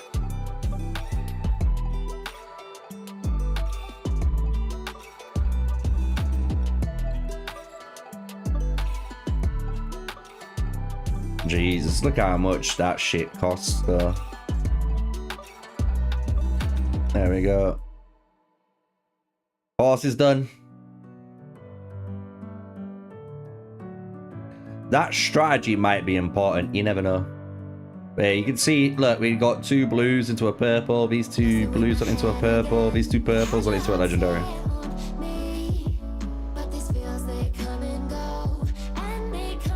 And you can see how these skills kind of almost followed through as well. Kind of cool. Like this one has troop received, healing effects increase, and then troop strategy damage taken reduce. Like that's not a bad horse either. Like I could mount that. Oh shit, no, dismount. Shit. I fucked up. Oh. Like I could mount that on maybe on either Elizabeth or even Mansa. Probably Mansa.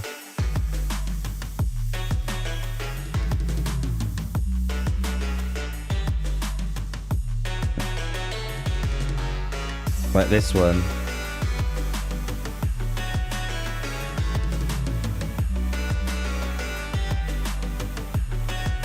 I haven't got any pikeman ones yet. Oh no, I do. I got some attack ones. I don't want to use these though. Blood Rage, stacked armor, not bad.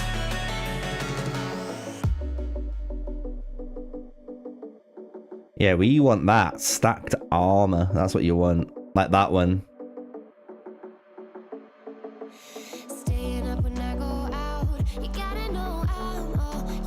But obviously we want the reductions.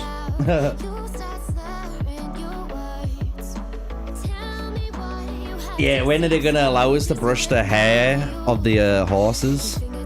When are they gonna allow us, you know, to get new saddles? That's all I'm saying. Like, you know, we've got the horses, we can breed on more, but bro, why can I not change the saddle? You know, like you're making me change all the armor of these motherfuckers, but you're not letting me change, you know, the saddle. Like, I want to change the saddle. There's someone in chat like, there's no way this guy's fucking serious. This guy, I'm gonna rage on him in a sec. My Little Pony. It is a My Little Brony. My Little Bronies, guys. I did say to in the Alliance chat we should have changed the instead of Peter Squad, we should have had My Little Bronies. My Little Brony should have been the Alliance name. Hands down. Missed opportunity, man.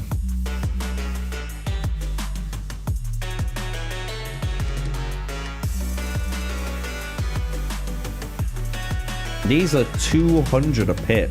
That's nuts.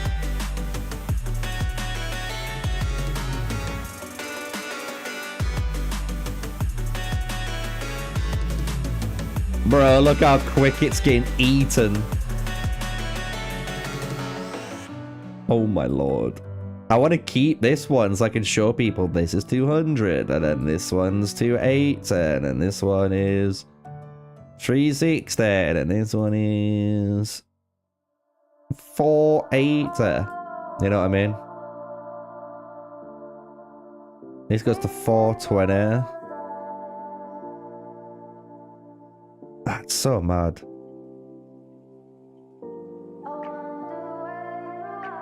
If you guys didn't realize, when it comes to the mount research, you need to work on this right side to make your mounts actually work in terms of breeding.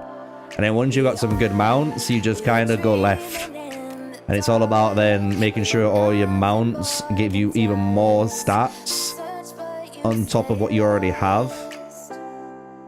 But it's going to be so hard to get these. You got to think, like, you saw it's 280, 200 to do one. And think, when you go to breeding center,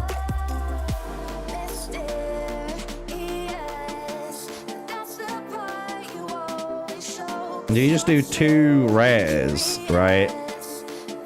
That's +3, right? That's +3, and then every 2 epics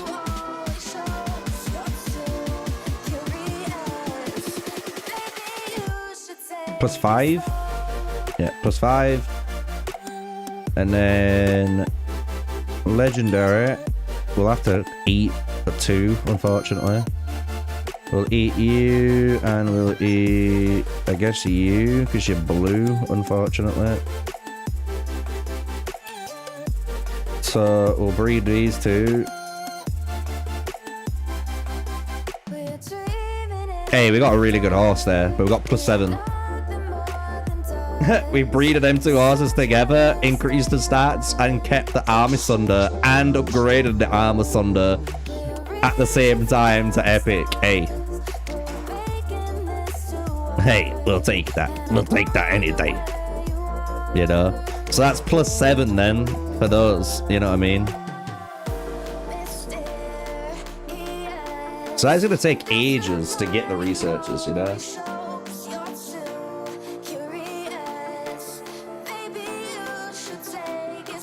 Yeah, there's no new rings, YouTube watcher, as they said in chat.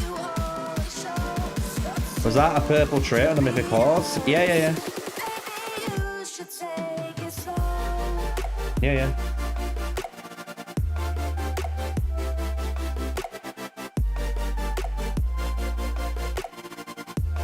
As said earlier, you can get mythic traits on any rarity of horse, and the traits what matters.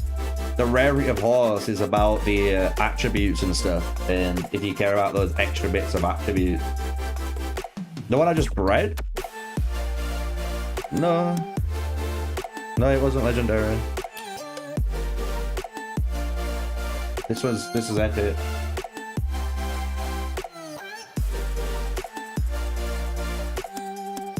Before it was blue, and then we upgraded it to epic. I did have a mythic horse, by the way, but me and Steve were trying shit out, and we were trying to keep. If we were trying to get 2 mythic traits and put them together, you get another mythic trait, but it didn't work out like that. So, a purple horse. Oh yeah, we did. Yeah, no, you're right. You're right. We just got this this other mythic casually, randomly. Your troops all damage taken reduced by 2.4%. That is a really good horse. And it's got might and armor. Really good horse. So then you just want any reduction effect and then any good skill. You're cooking. Really good horse. You know what? You know what? We'll mount that. Fuck it, we'll mount it. Wastelands through the highways, till my shadow turns to sun rays, and on we'll go through the wastelands. There you go. Oh boy.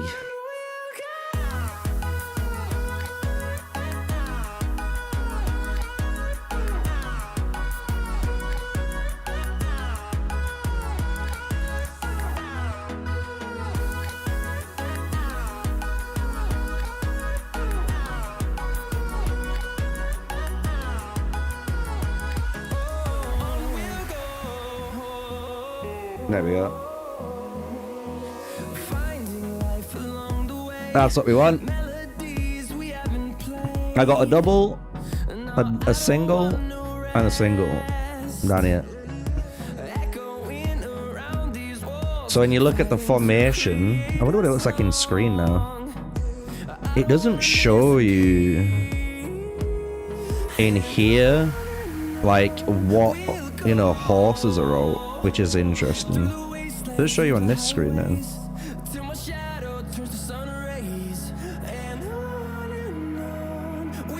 I wonder how much power this gave me actually.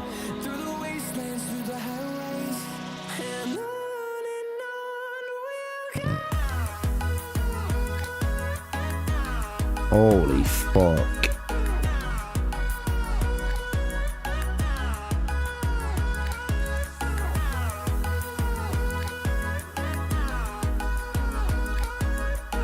Jesus Christ, 12.4 million power. And I don't even have a ring here. That's ridiculous.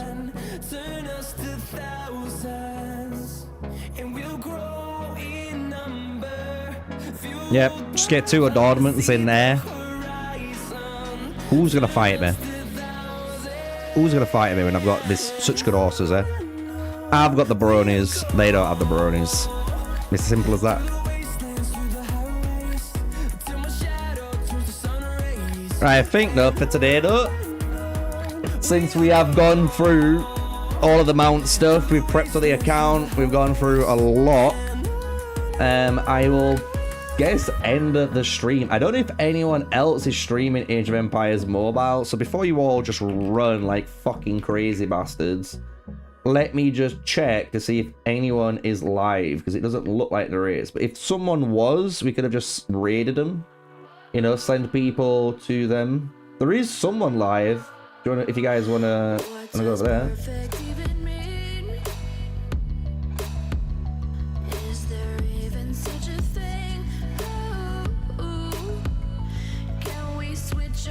He's on the Pioneer server as well. Why not?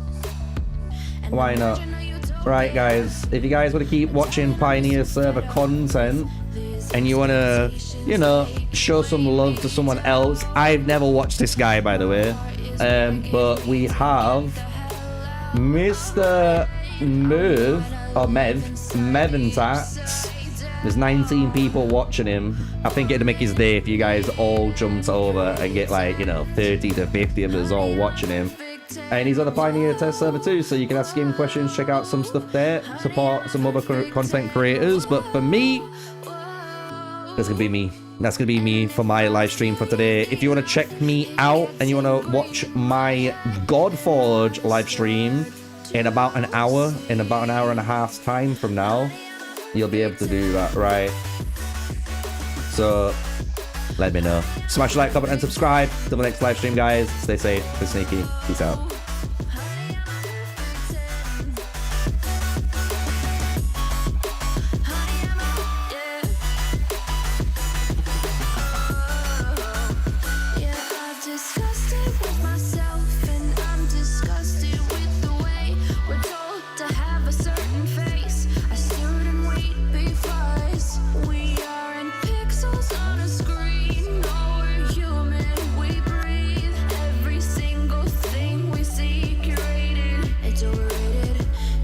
Expectations, they keep weighing me down. My heart is begging me